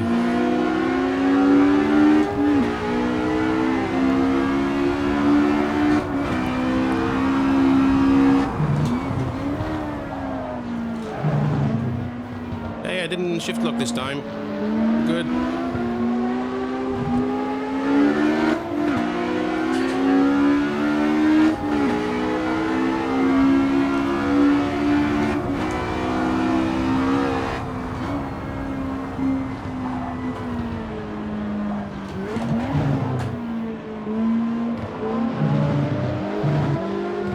I have to do so much learning, man. This car deserves much more from its driver. Much more, as Yvonne demonstrated.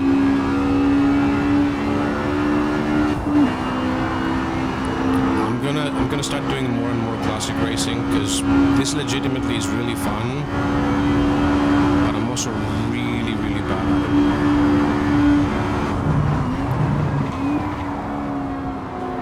it. At least against people who know what they're doing. As most of the peeps on this grid do.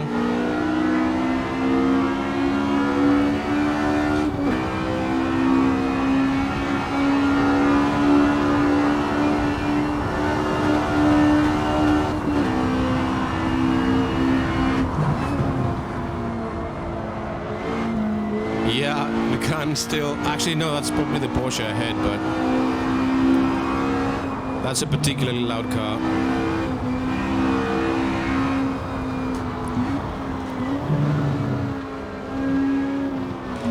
Hey, look, I might overtake this 904 for like the third or fourth time today, and then inevitably crash after. And I think that guy behind me, that red car behind me, is the blind driver in question, about to lap me.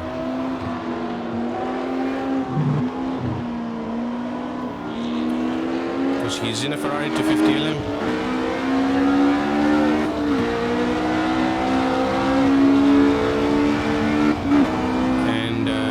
I think it's the red one. He's in.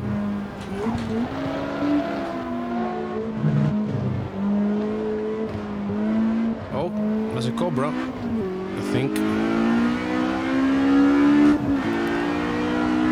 Yeah, it's a Cobra. Where's a Daytona? That's a Cobra. Oh, look at that. Look at that GT40 go.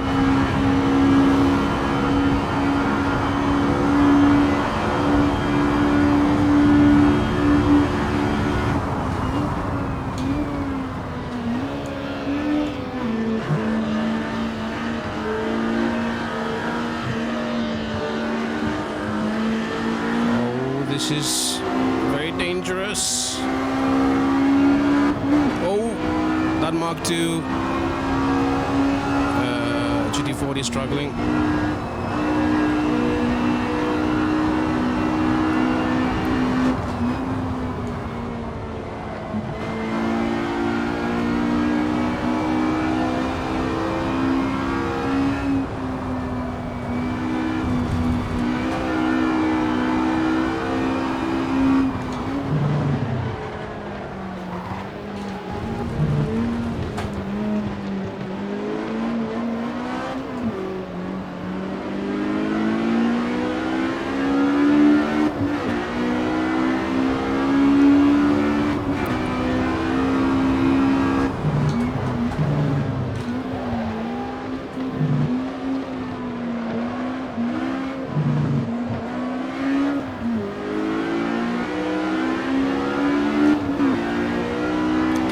About that GT40.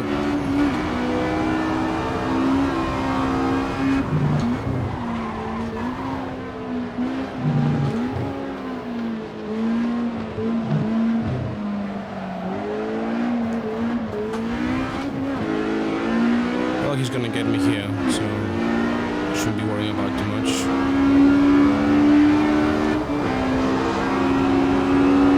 There he goes.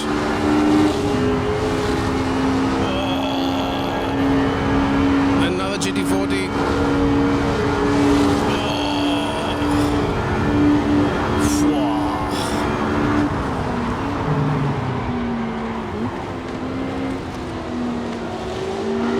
Smoking that right front tire. Right up. I need a moment. Yes, I do. I need a moment in privacy.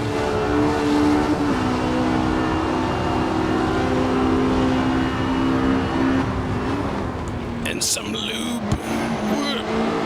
Oh dear. Go, go, go, go, go, go, go, go, go, go. That car handles just as well as mine. But it's a lap up, so might as well. Oh. What an era of racing, man. What an era of racing. Everything from 7-liter V8s to 5-liter V12s to 1.6-liter 4-pods that revved the Kingdom Come. Oh, one of the GT40s went off. Probably not within hearing range, but... And that Porsche, listen to that.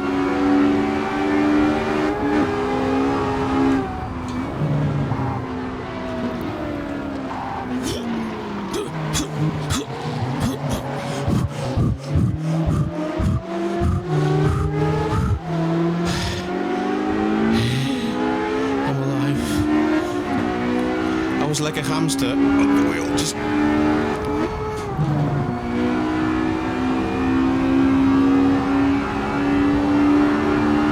Nearly blew the engine there. Thank fuck there is 25% damage. That would have been blown up. Would have blown up otherwise. Ouch.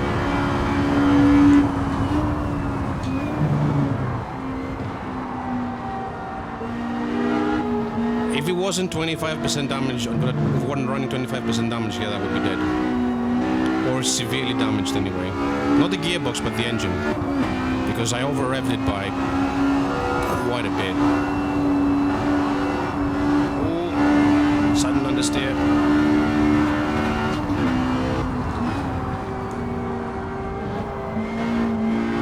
I can still hear that Porsche.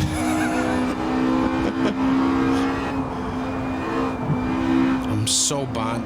I really need to get to grips with this kind of racing. Although this track is actually trickier than it looks, because all those weight, all those corners that require a lot of weight transfer on a car that has effectively, you have to understand that these tires just about as bad as some like summer tires on a road car nowadays. Maybe even worse. They're really, really bad. And I haven't learned how to work them. In general, sliding is my weakness. I can't really catch it very well.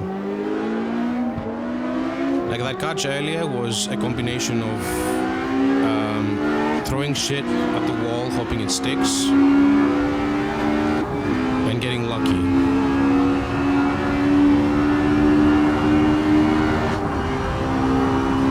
Alright, half tank, actually just over half tank, and I didn't even fill it up all the way.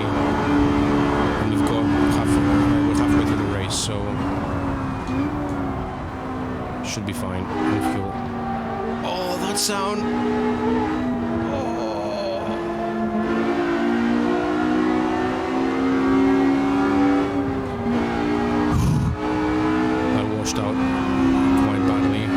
With this car, it doesn't have much weight over the front, so front grip is compromised.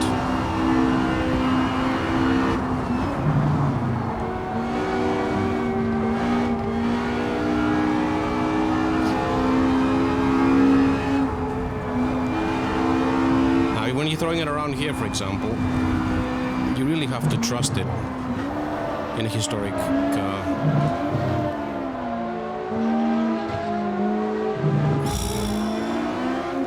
Sounds almost like the 911 RSR, you know, the GTE car with a straight pipe. That sound is monumental. That's what that sounds like to me. It's the same type of engine anyway. And flat sixes actually sound very similar to the modern ones, the air-cooled modern ones, that is, if you in this era. Shift lock again, shift lock. This is something I have to learn, how not to shift lock it. Basically, when you don't rev much well enough, it just shift locks and becomes a handbrake.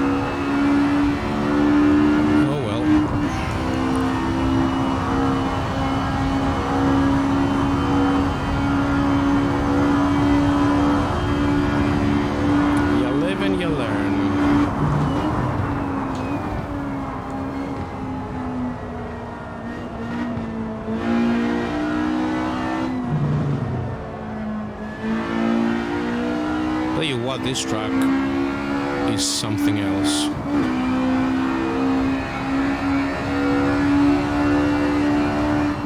B31, Jesus Christ.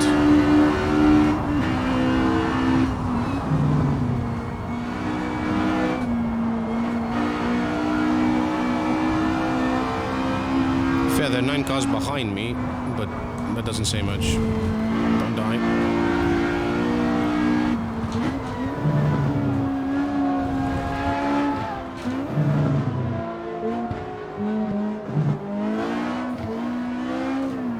It's a Maserati behind. That car is the most American car to ever come out of Italy.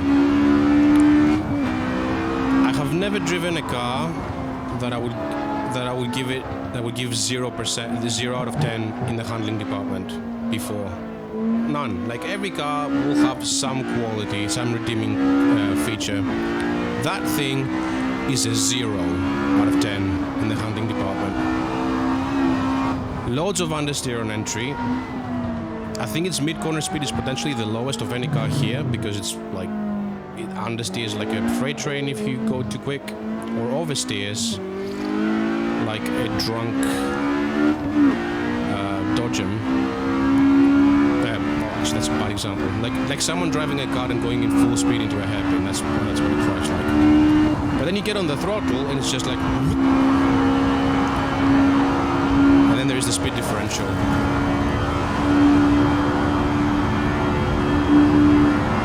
Bear in mind that I'm doing 254 at the end of the straight. Personally, these things can do 290, I think. Get a good exit. Oh, see, now we're gonna suffer because we have to follow him on a in the twisty bit. Gonna keep my distance. See, I'm catching him up quite easily, and that's with a bad T2.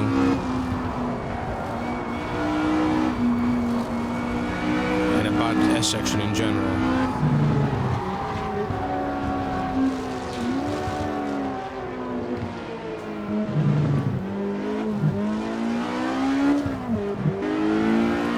I wish I could lock the diff in this car. Not lock it, but you know, add a bit of lock. But it's an open diff, so no can do because corner exit rotation is non-existent. It's an XJ13 behind me. The car whose engine bay is the profile picture for the stream, and my main YouTube channel as well, which I haven't uploaded on to in 2 years.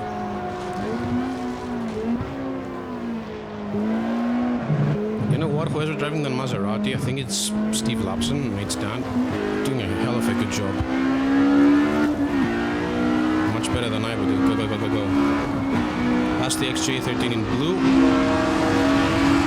Oh, 5-liter V12. With, I don't know if he had 6 double carbs or 4 triples, but nutty.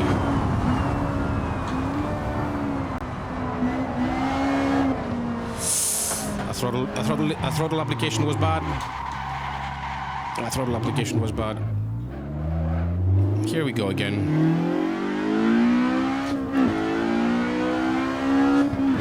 Steve Phoenix coming to a wall near you.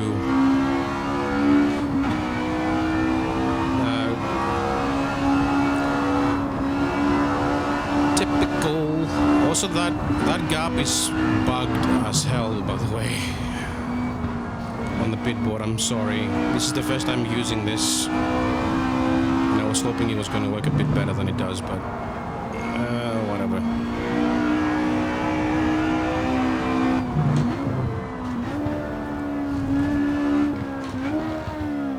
I've seen GP Labs use it.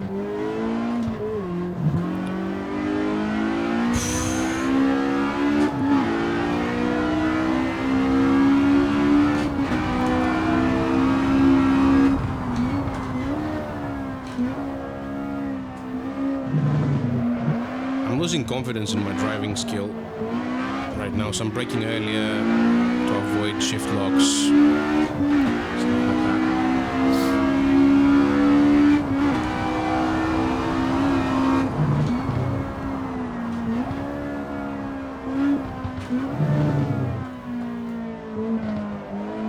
I guess slow in, fast out is faster, usually, but I think I'm going too slow in. It's better than going too fast in and losing even more positions in time.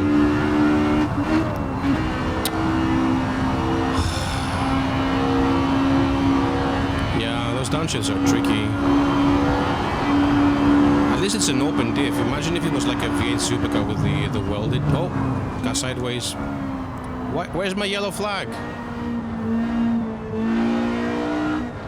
Are the marshals asleep?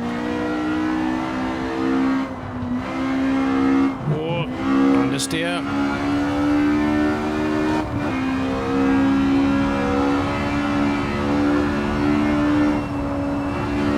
Yeah, front's getting washy.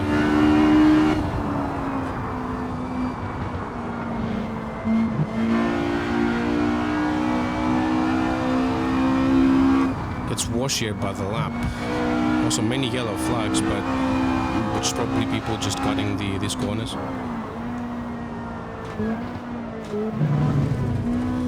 Nearly minus shifted it again, by the way.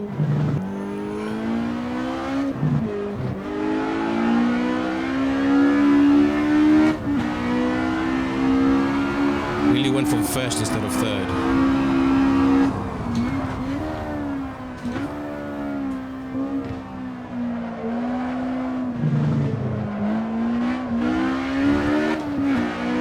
Some nice rotation there. Exploiting the open diff when you lift and oversteer, you get oversteer, so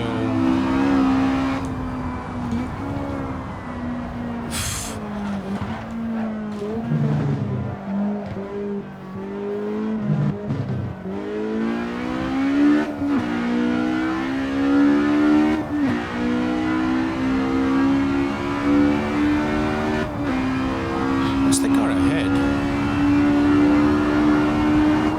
Is that a Lotus? Because it's the only car that's slower than mine on the straight, and it's by a considerable margin on my car. I think it's 10 clicks down.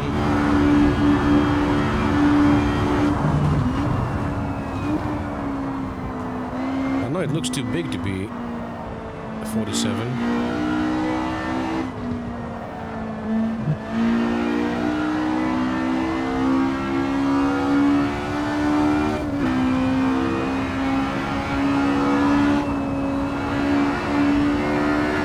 Is a Lotus 47.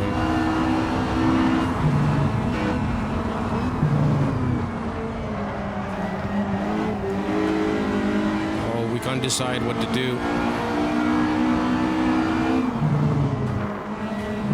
Slot it in behind him, I suppose. That was close.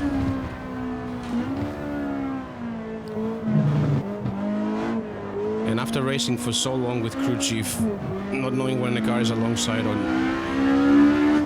not is terrifying.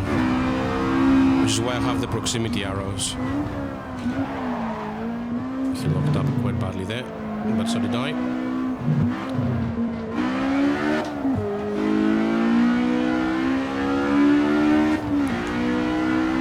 That car handles really well too. So funnily enough, the realistic best place for me to overtake is on the straight, ironically.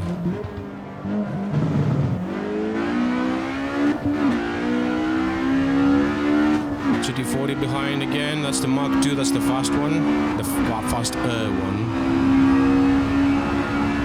I never thought I was going to say it, bye-bye.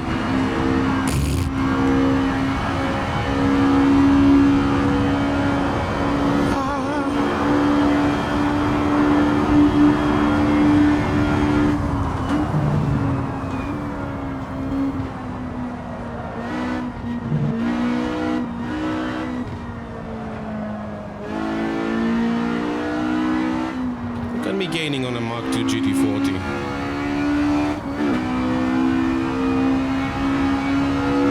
In a dinky little American car. Believe it or not. If I recall correctly, at least Chevron was American.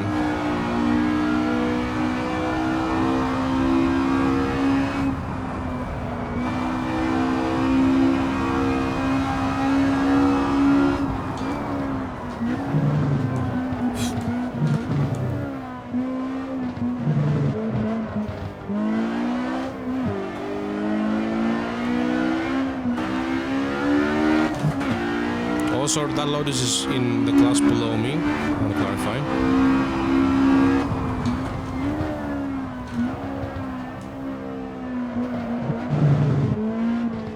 For those wondering why I made an overtake, that's the reason.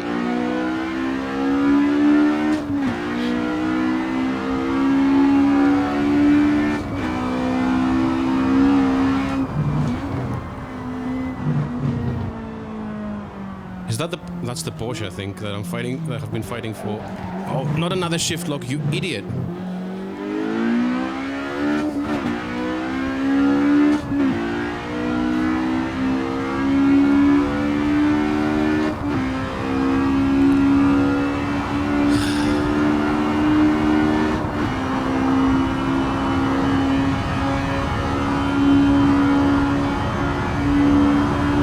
I think that's a 9048. Again, the same car that I've overtaken and been overtaken by like 15,000 times so far. Well, I overtook it and then I spun it, and they passed me right back.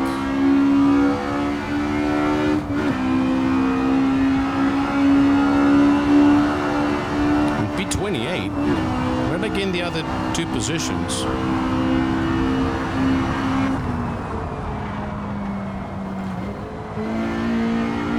I should have heel toed there. I don't know why I left foot braked.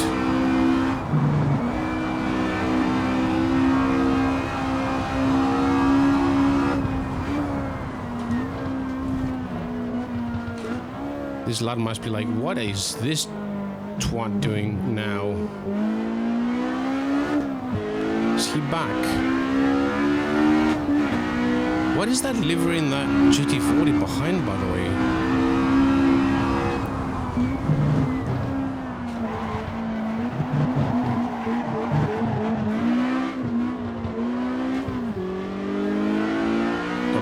That, but I guess center throttle solves all problems. Well, this time at least. Yeah, it is a very bad one, isn't it? Oh, that Porsche is gone. And so am I.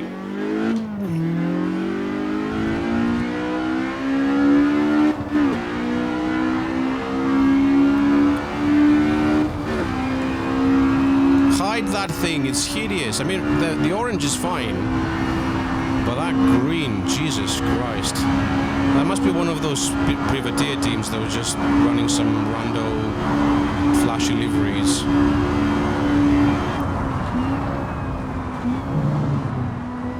Like they're legitimate, like green, I think, Ferrari 250 GTO liveries.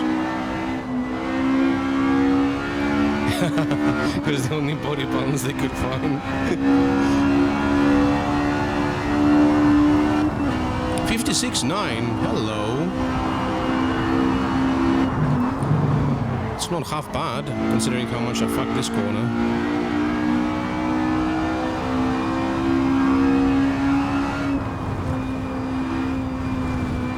Gaming. Oh no. No, don't. Speaking of the green Ferrari 250 GTO, there it is. And there it goes.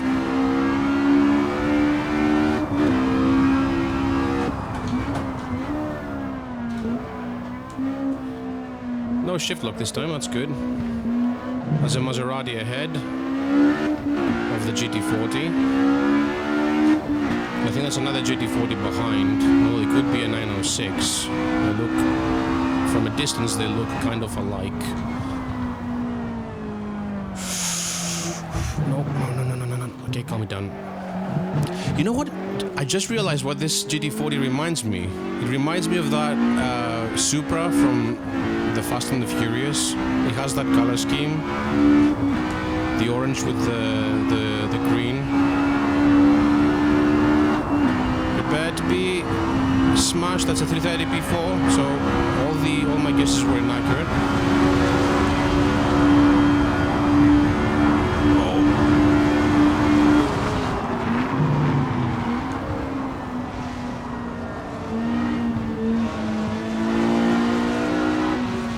need some welly.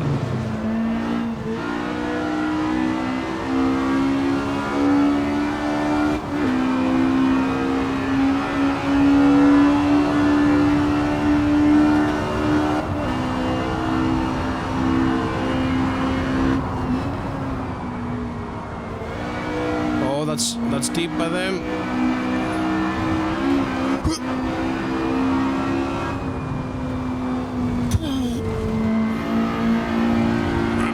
Small aneurysm.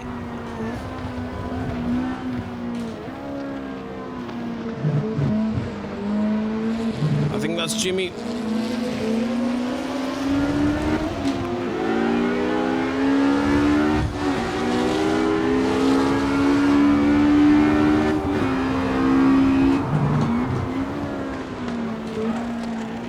Hey, no shift lock. Although I did shift lock it a little bit. Wasn't the smoothest downshift in the world. There was still a downshift that didn't kill me.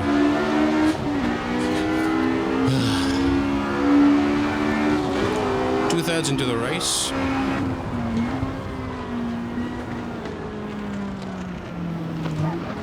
And it doesn't feel like it.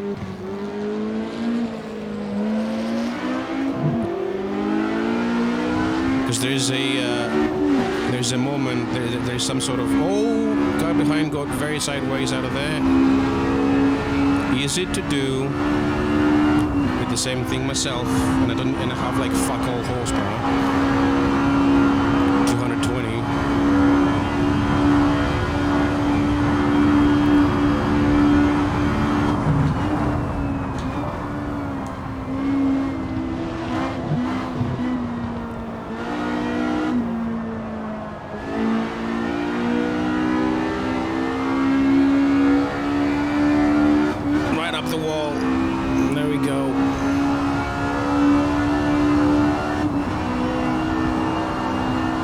Sector 1 cost me quite a bit.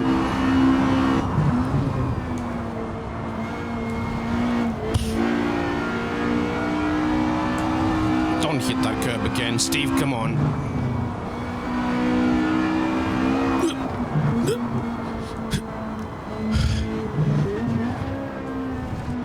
Yeah, curbs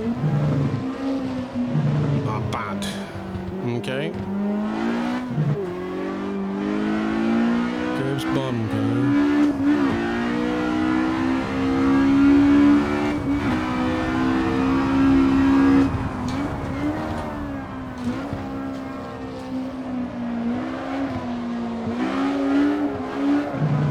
Come on, turn. Oh, the open diff is really killing me. But everyone has them, so I shouldn't be complaining.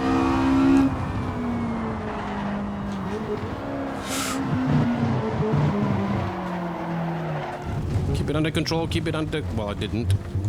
But at least I didn't get a full... I didn't do a full spin. Sorry. Oh no. Oh no. Oh no. Oh no. Oh no. I have an open brain.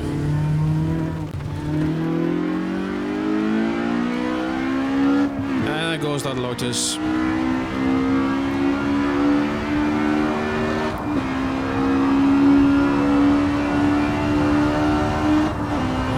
The Chevron again. I'm being lapped twice by the same fucking car that I'm driving.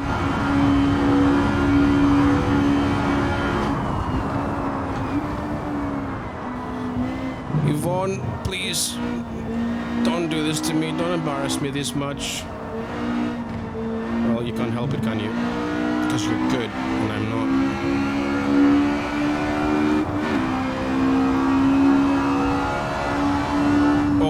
I'm coming out of the pits. Go.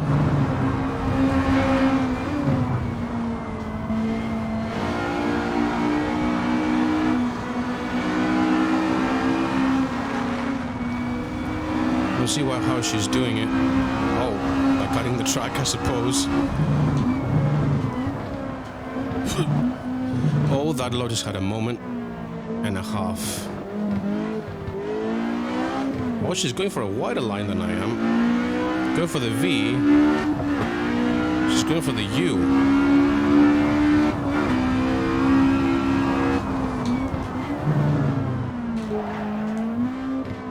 going tight there, but then she opens up the corner. How is she getting that much rotation out of it?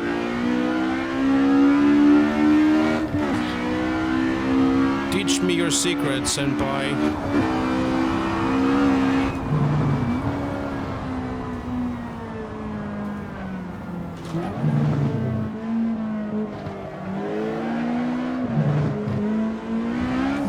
What? Oh, ball sacks. That was my one chance to overtake the Lotus on the straight. Actually, it may come again. The car is slow.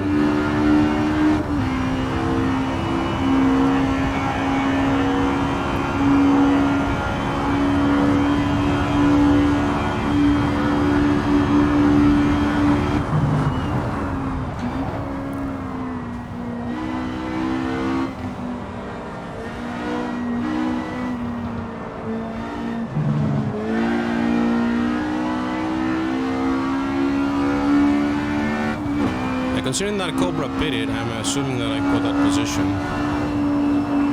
Yeah, I'm P28.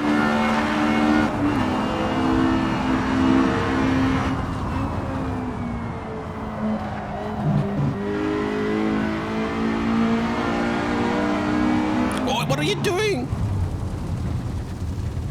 I gave you all the space you needed and more, buddy.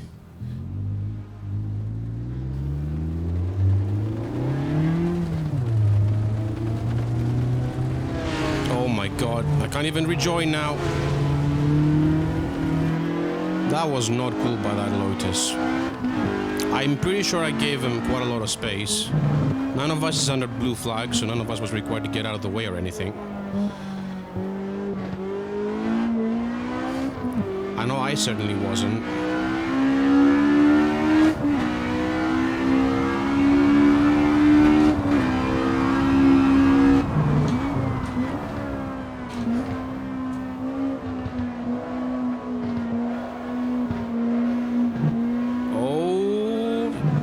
Looped it.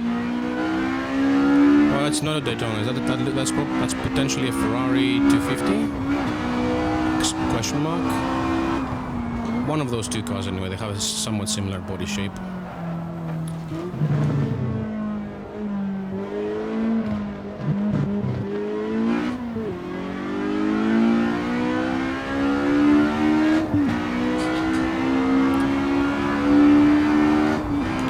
Be less polite with that Lotus next time.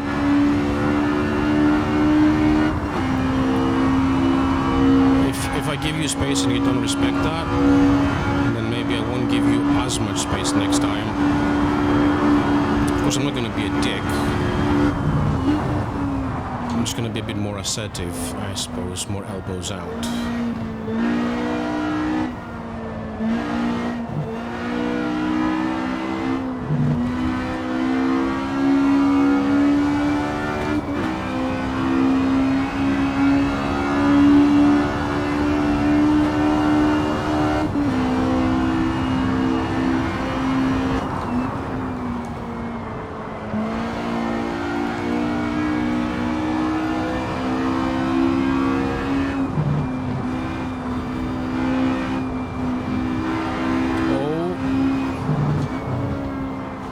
Headlights. I thought it was. I saw the headlights reflecting off the barrier, and I thought there was dust.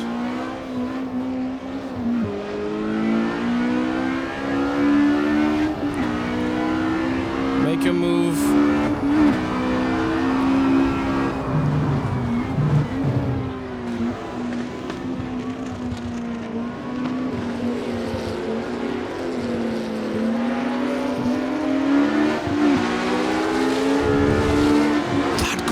Of sounds. Oh my goodness, and that's a Corvette. Oh, I need a tissue now. I need the whole roll, the whole box. V8 and flat 6 together. I'll shut up so you can hear it better.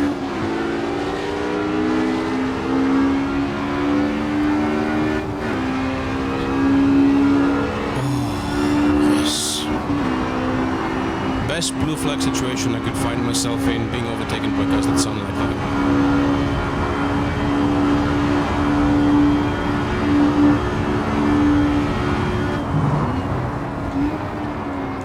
There's the Lotus again.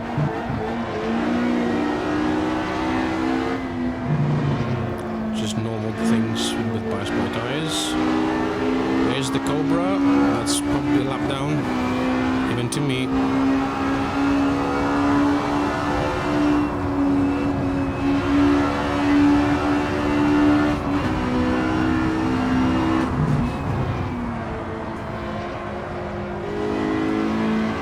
It's a bit slow.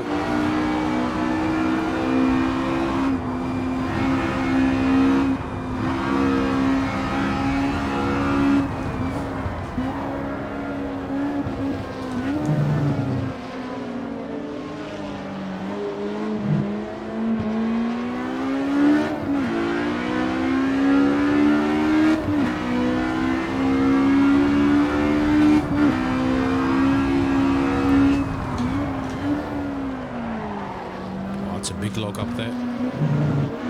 Big-ish at least.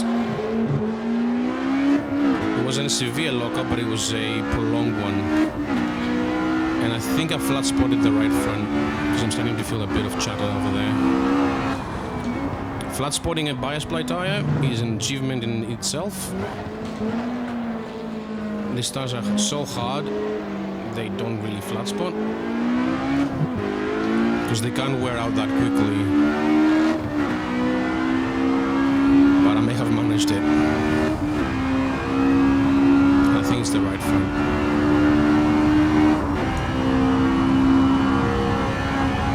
Although the track is very textured, truth be told, so...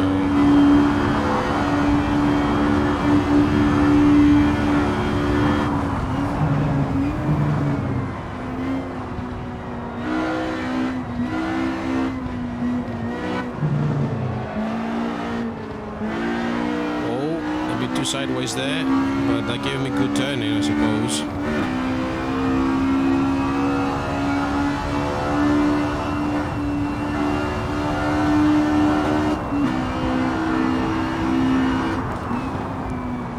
And that looks like that cram against the eyes, the 250 GTO is ahead, that green one.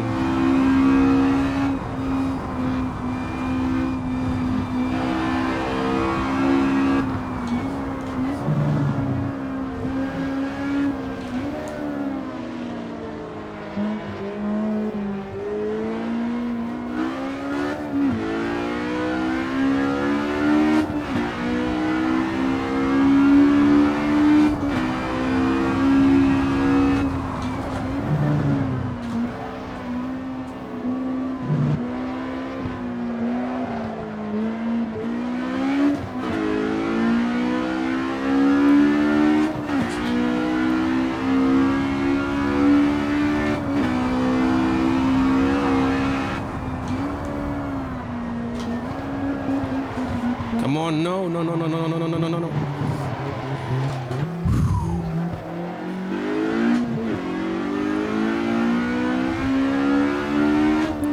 don't know how I did it, but I did it. I ignored the part of my brain that was like, downshift. I'm thankful I didn't do that. If I went down to first, that would be lost forever.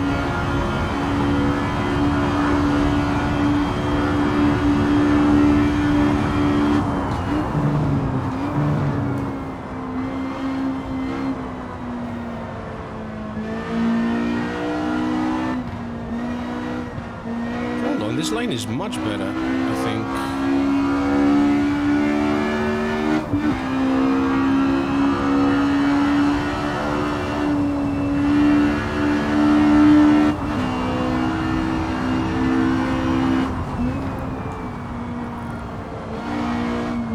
.62, that's pretty good, considering.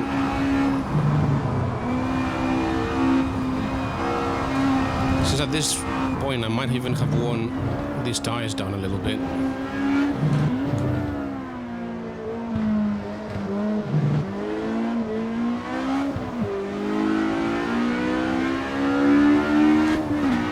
Not catching that car fast enough.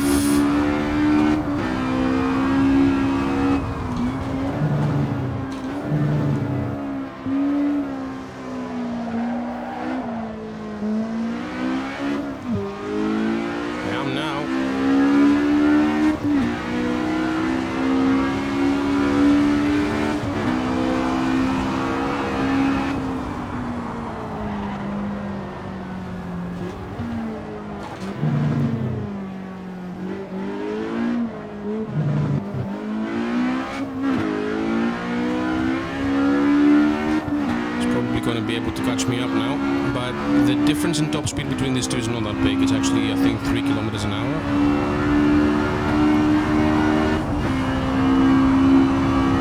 But that's with equal exits, I suppose.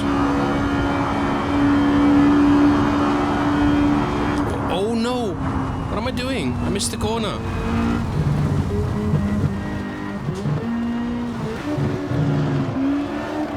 What am I doing? Oh my god, my brain's gone. As I said, open brain.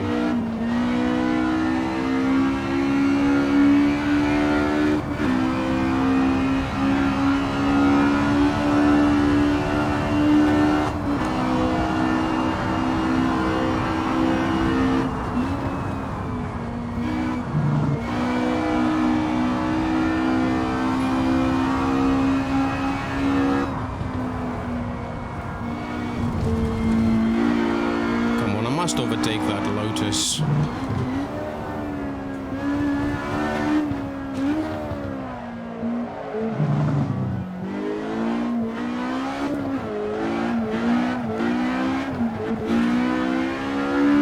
Not like that.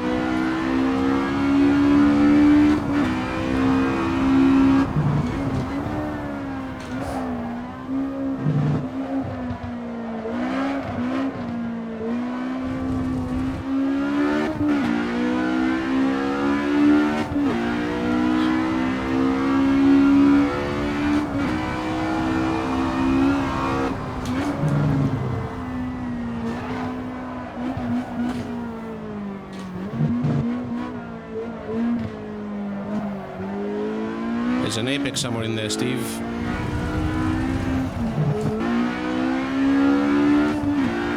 Oh, balls. I'm a sitting duck now.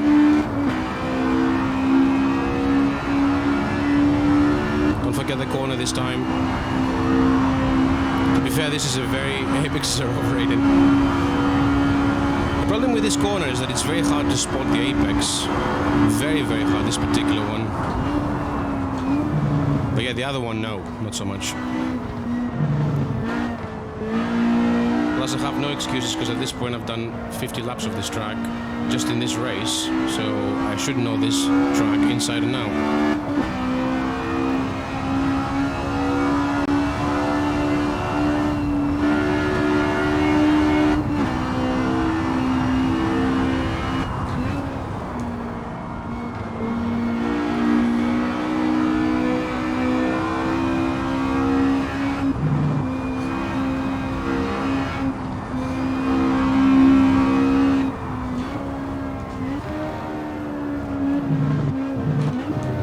Man, those downshifts, getting it almost on the rev limiter are so satisfying when you get them right.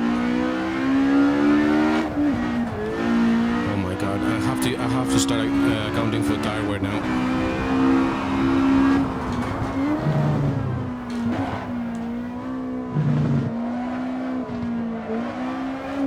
Oh no, the Lotus crashed. Oh, what a pity. It crashed with a 250, it looks like.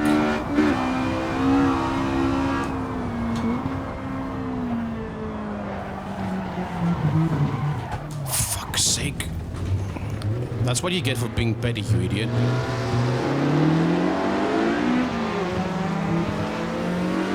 Oh, this guy and giving room seem to be two incompatible concepts with each other, right?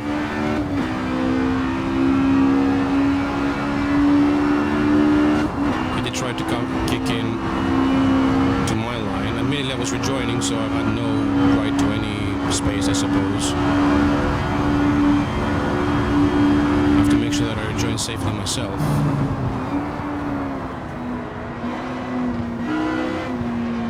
There's a Daytona behind.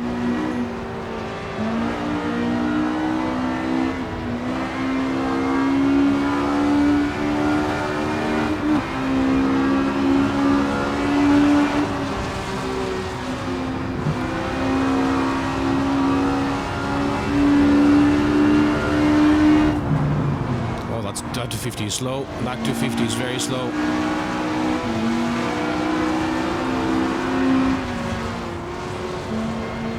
I shouldn't be trying to find a way around it.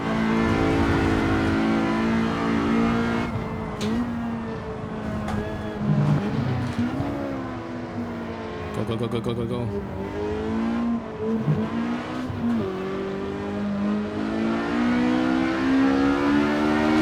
He can't, because my car is too good.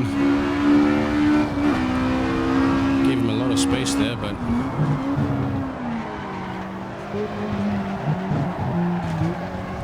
No! Sand! Ah, hit the sand. I'm sorry. I'm very sorry. I am a liability. I'm a liability.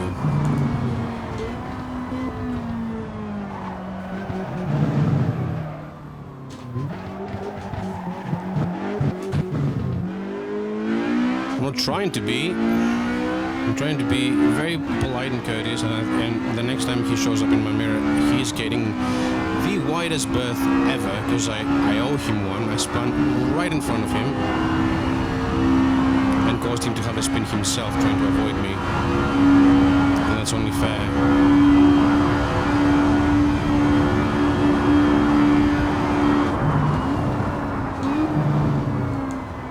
Fuck. Yeah, rears are worn out. I'll have to start taking that into account. I have never done any practice runs long enough to see how the tires were through the stint, which is a major mistake. But unfortunately, I was never able to do 2 hours at a time because I was always crashing.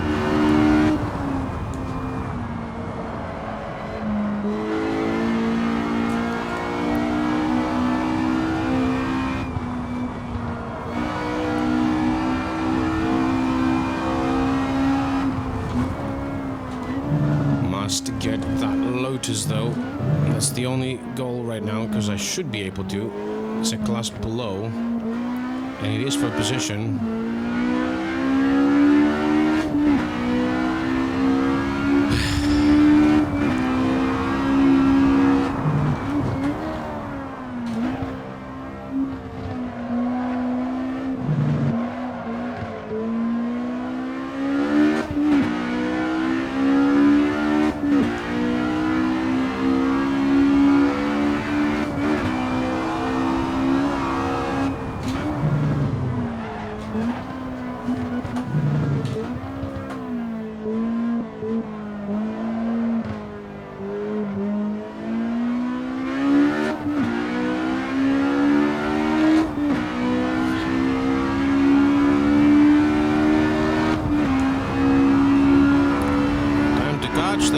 Again and probably spin in front of him.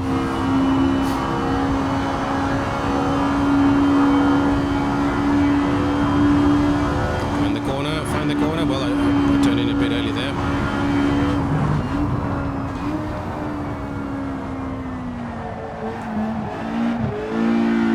Don't die.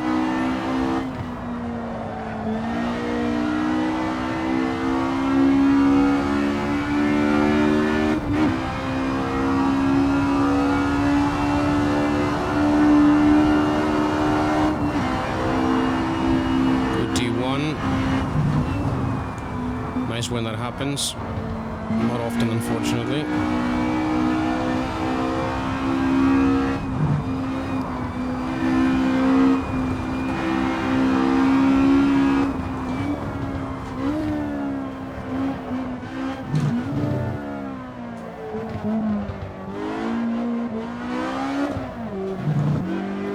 Come on, car.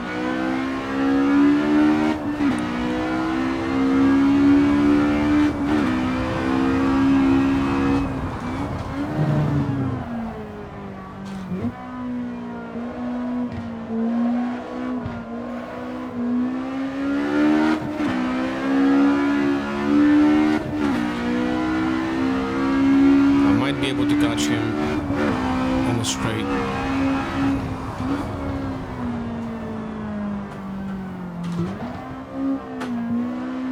That definitely helped, that sideways moment he had there. Oh, that change really caught the car out this time. The tire wear is real. I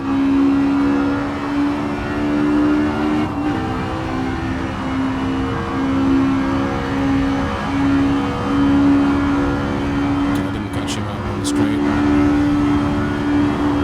Not enough.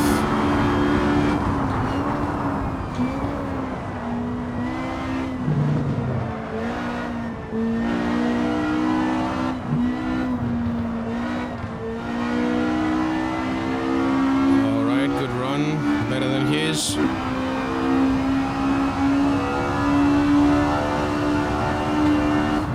55.7, yes, my fastest lap.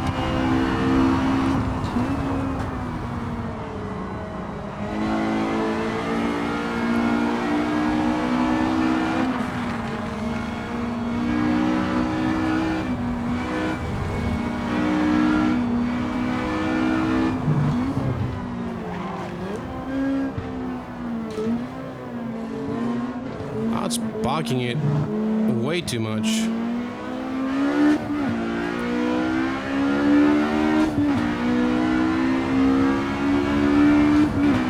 I'll send it here, I suppose.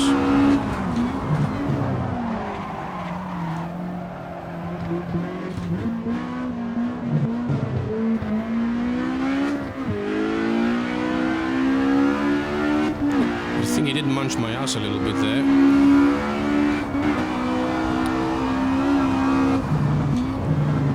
That sentence did not sound very good out loud.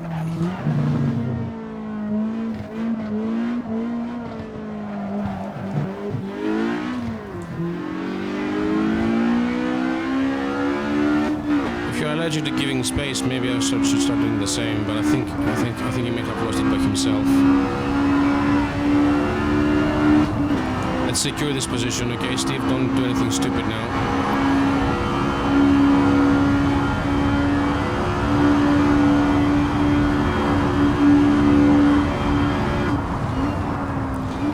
Tell you what, Lissy has done a very good job with that little sandy bit you can cut through like I just did. It does slow you down a decent amount. So it disincentivizes you doing it in the race.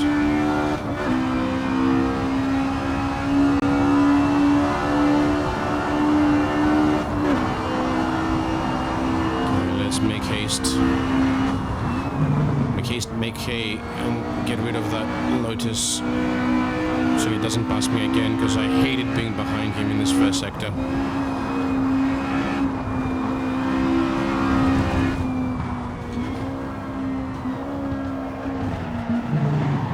No!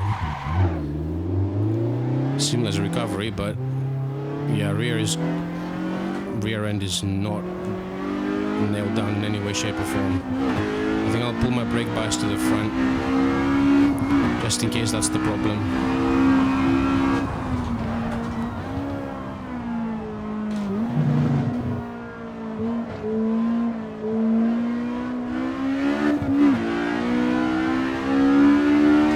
How many times have I done this very thing? I think it's the third. And the first time I did it, it was on lap 1, but it was on a different part of the same corner.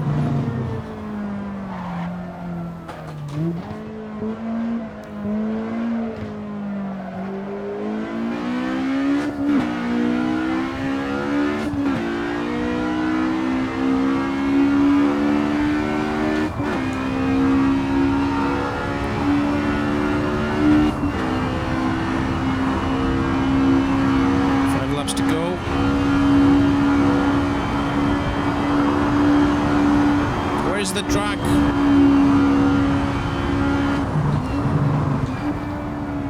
At this point I need like pointers to where the track is for that corner, because my brain is not able to process what I'm seeing.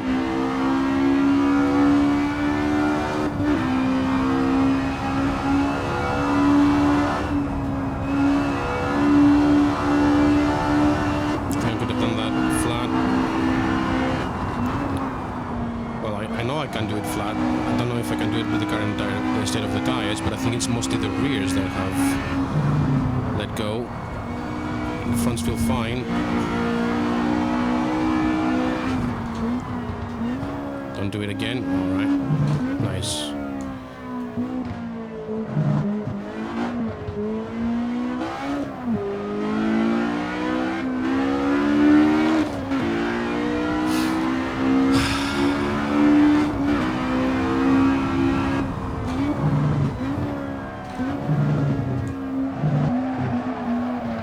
Much more stable now. I think the brake bias adjustment was what it needed. Should have done it much earlier. Makes sense. Engine is in the middle, but behind the passenger compartment. Same as the fuel tank. I should think that the rear tire wear should come first.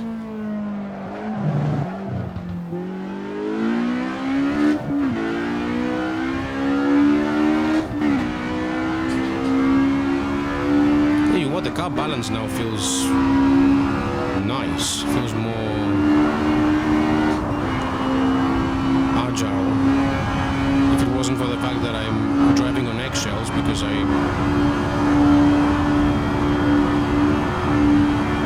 don't know what to expect anymore. See?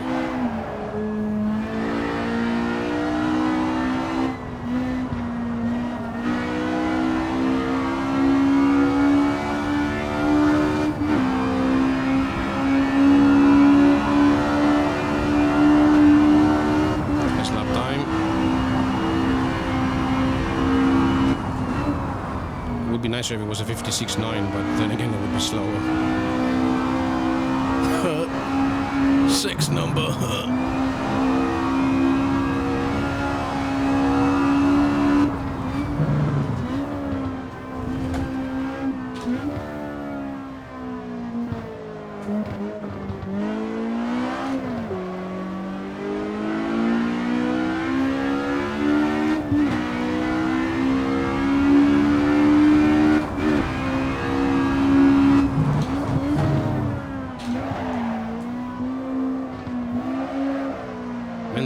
Have been the brake bias adjustment has improved it massively. Now it's actually predictable.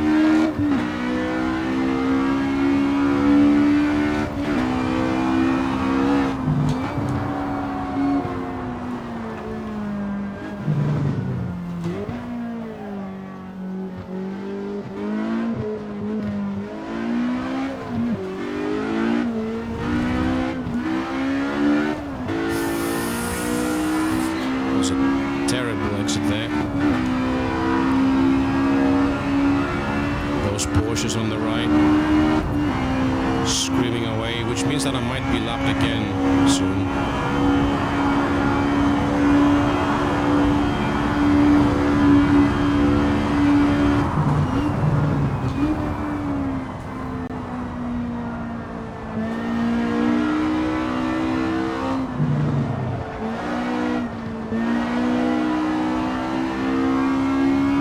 See, that's very good rotation there.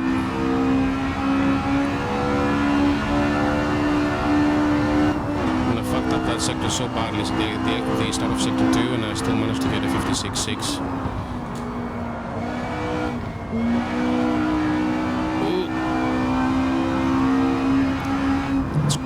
That's going to compromise him for the rest of the first sector.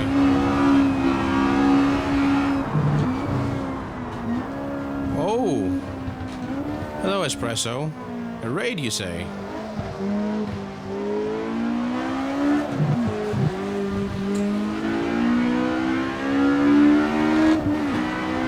Good to see you, though.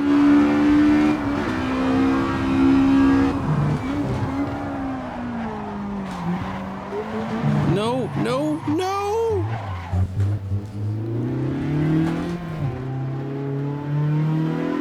Rear tires adjust to the wear, Steve. Yeah, I'm on 59 laps on one set of tires because these are bias plies and they can take it. But she's very slippy, and because it's mid-engine, it's the wear distribution is very much towards the rear.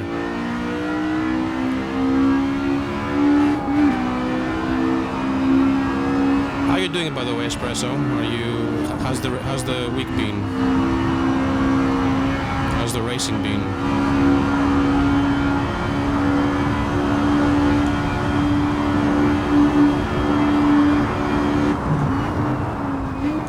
Don't slide, car. Please don't slide. Please don't slide. Please don't slide. Okay, now you can slide. Now please slide. Now please slide. Oh, it's not doing it where I wanted to. Oh wow. So that must have been over 100 viewers, right? Nice. 100. Oh my goodness, man. I'm so happy for you. That sounds amazing. Provided, of course, it did anything for you in the long run. But it must have felt really good for that particular stream.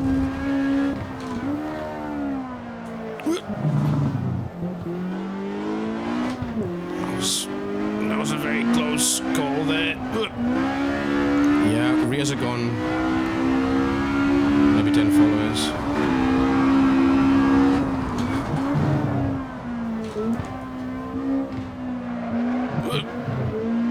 Come on, Bias Splice, help me out.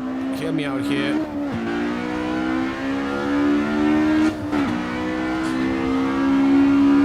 Oh, only 10 followers. Yeah, and that's what happens on most cases.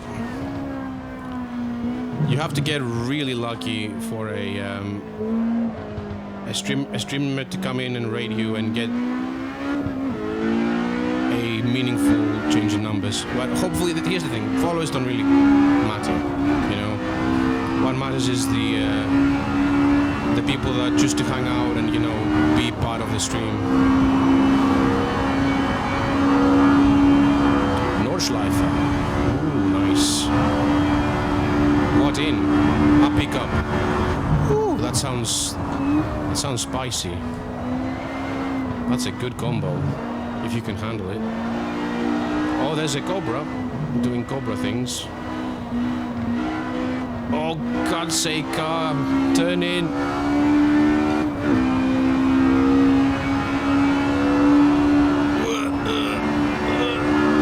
Turn.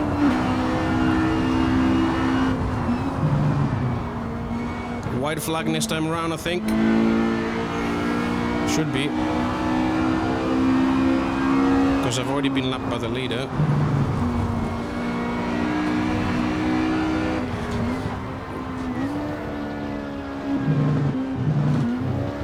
I think that's Jimmy Broadbent right there.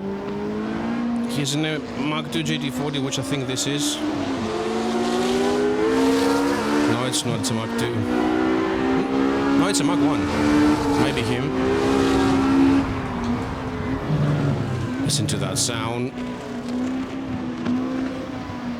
This is what you would hear at Le Mans in 1965 when that car was in, and I hope you enjoyed that because you're not going to hear it. I couldn't handle it. Oh, in the uphill section, that's a very tricky place to overtake.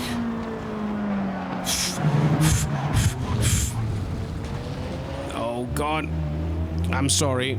I'm very sorry.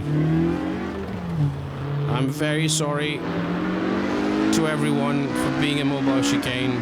Bear in mind that I wasn't reading chat in the corner. What happened is that on that corner the rear unloads a bit, and I should be accounting it and go for more a shallow entry and then straight lining it, but I didn't. So this is a brain issue, not a reading chat issue.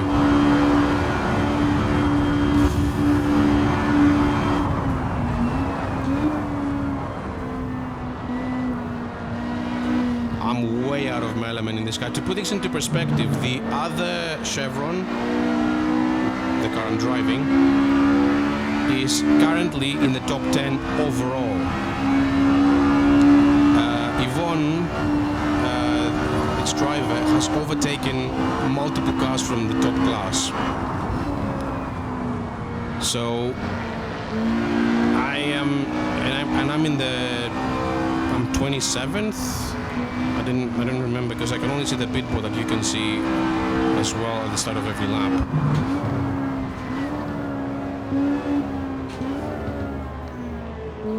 And I think that's Jake aka GP Labs. I think I've like clickbaited his name enough times at this point. Where am I? 27th, as I said.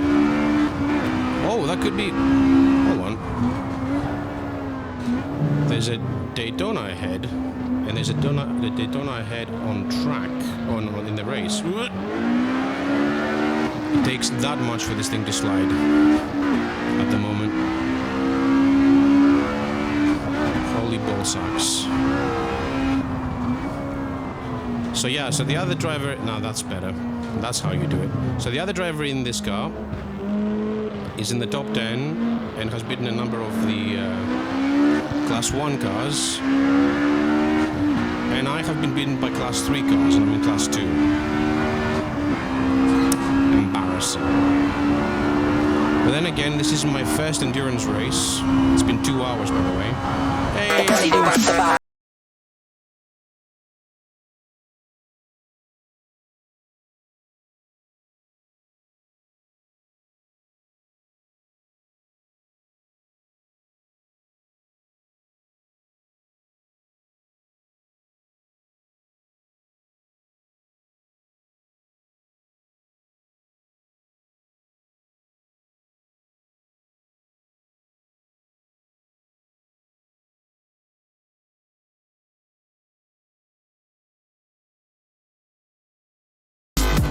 Elebus Riding Party of 7.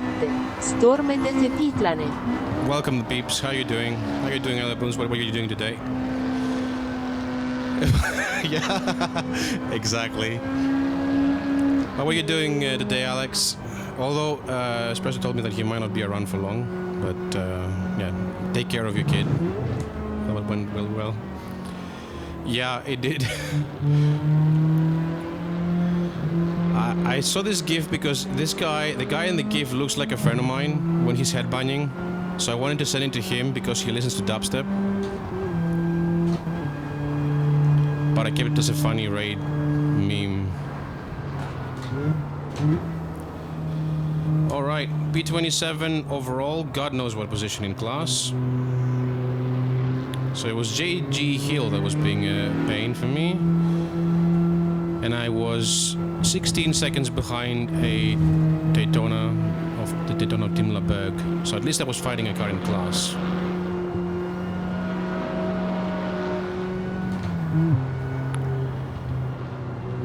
Then there's a Cobra with the Romanian flag or Andorran flag. It depends on whether it has the crest. But thank you everyone for joining me. This was a 2-hour 60s World Sports Car race. I'm driving a Chevron B8 FVA. We're on Assetto Corsa. And if anyone wants to know anything about the mods we're using, you can hit exclamation mark Riverside, and it will link all the mods that we're using. So let's take a look at the overall. So Yvonne in the other Chevron finished 8th overall. Jimmy Broadbent finished 6th. Joe Champa finished 5th. Nate Lapson 3rd in the fastest Mach 1 GT40. Martin Bayer did very well in the XJ13 in P4. And yeah, and then basically these are all Class 2 cars, so I'm well off there. Jake William GP Laps was in 12th. Very good race. My first 2-hour race in a while, and the first one I'm doing straight. There was no pit stop, so I'm knackered. Bring back the relevant music, and God, I'm tired. Oh. Oh, I'll need a rest after this. And the game's down. All right. Thank you for joining me, peeps. Let's see if maybe we can watch the replay for a brief second. Although it's embarrassing because I was a mobile chicane, and the replay is 1.3 gigs, and it's only an hour. Oh well, let's see what we've got. A little bit of action so I can wind down a little bit. And then we'll find someone else to raid. But yeah, thank you very much, Alex, for the raid. I appreciate that.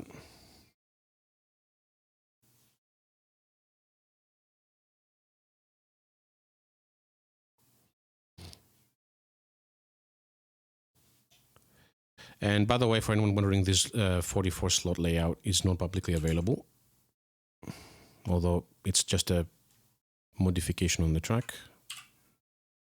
See, is it showing the... oh no. Is it loading the replay? Come on. Yes, it is. There's my little car. 1.6 liter, don't you know? 220 horsepower, weighs 553 kilos. Basically, all about handling. Look at that going sideways. Little red cutie. So small! And revs 9,500 RPM. Good combo. This has to be one of the best sounding races I've ever been in. V8s, V12s, all of them naturally aspirated.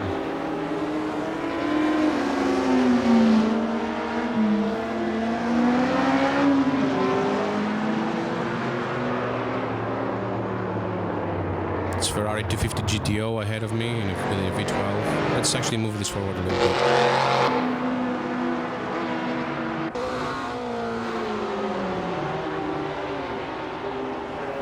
We need to hear this.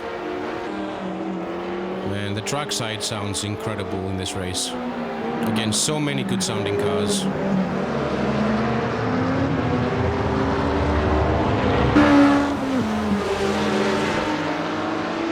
Sideways. That Daytona.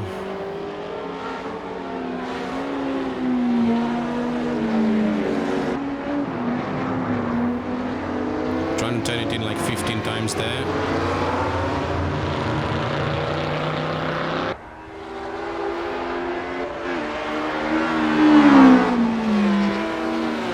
A revvy little Ford engine and oh. You didn't see that. You didn't see what you saw. Okay.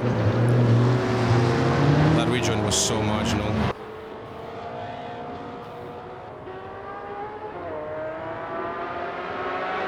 But I made it work.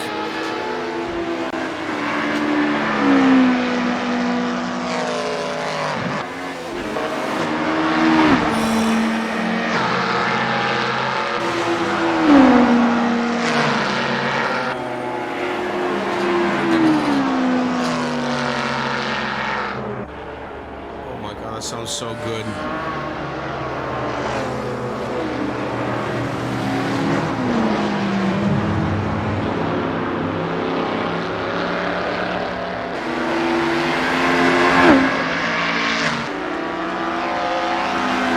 That Daytona is a little loud, needs to be said. There's a Ferrari in there somewhere. You can probably hear it. It's a little bit.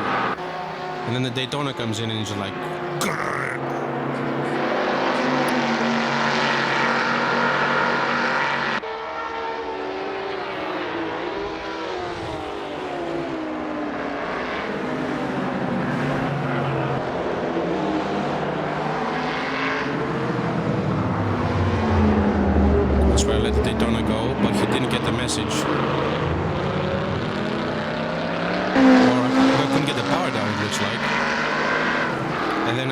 Screwed him over because I spun.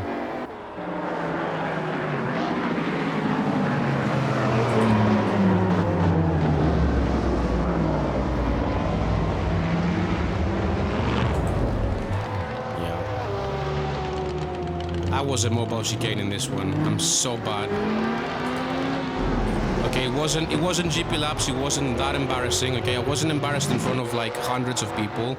I was embarrassed in front of tens of people. That's fine. Look how sideways this thing goes. Well, that's bi-spliced ice for you. No grip. okay. I don't think there's much else to see. Maybe that incident with the Lotus just to be...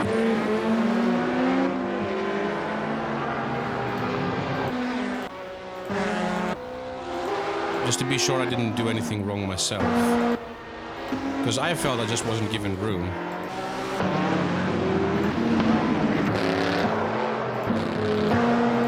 It wasn't that way.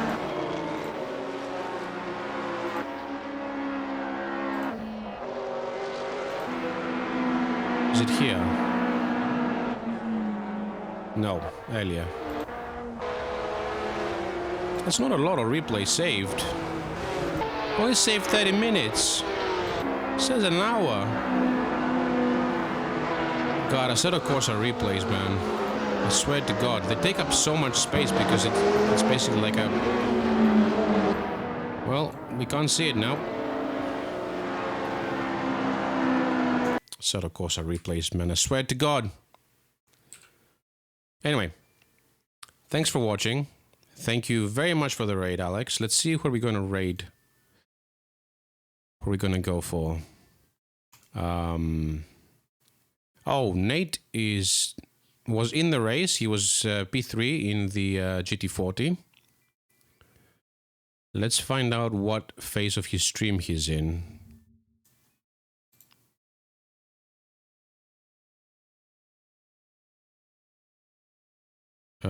Just chatting, it says. Well, you know what? Go his way. And I'll be back tomorrow. For anyone who doesn't know, Dakar Desert Rally is free on the Epic Game Store, also known as Satan's Backyard, until Thursday. So if you fancy, you can pick that game up for a price that, in my opinion, is the price it should cost. So I'm going to give it a shot, see if it's any good. And also Monday, Super Tourist League with Mr. Git. Round 4. I got a P5 last time, so I'm riding on some good hype. And then Tuesday, of course, Le Mans Ultimate launches, and I'll be playing it. Unless it's broken to the degree that it's unplayable, but I don't think that's going to be the case. We all know Studio 397 aren't shit. But for the time being, we're going to Nate. And I will take a long rest because I am spent. Thank you, peeps. See you tomorrow.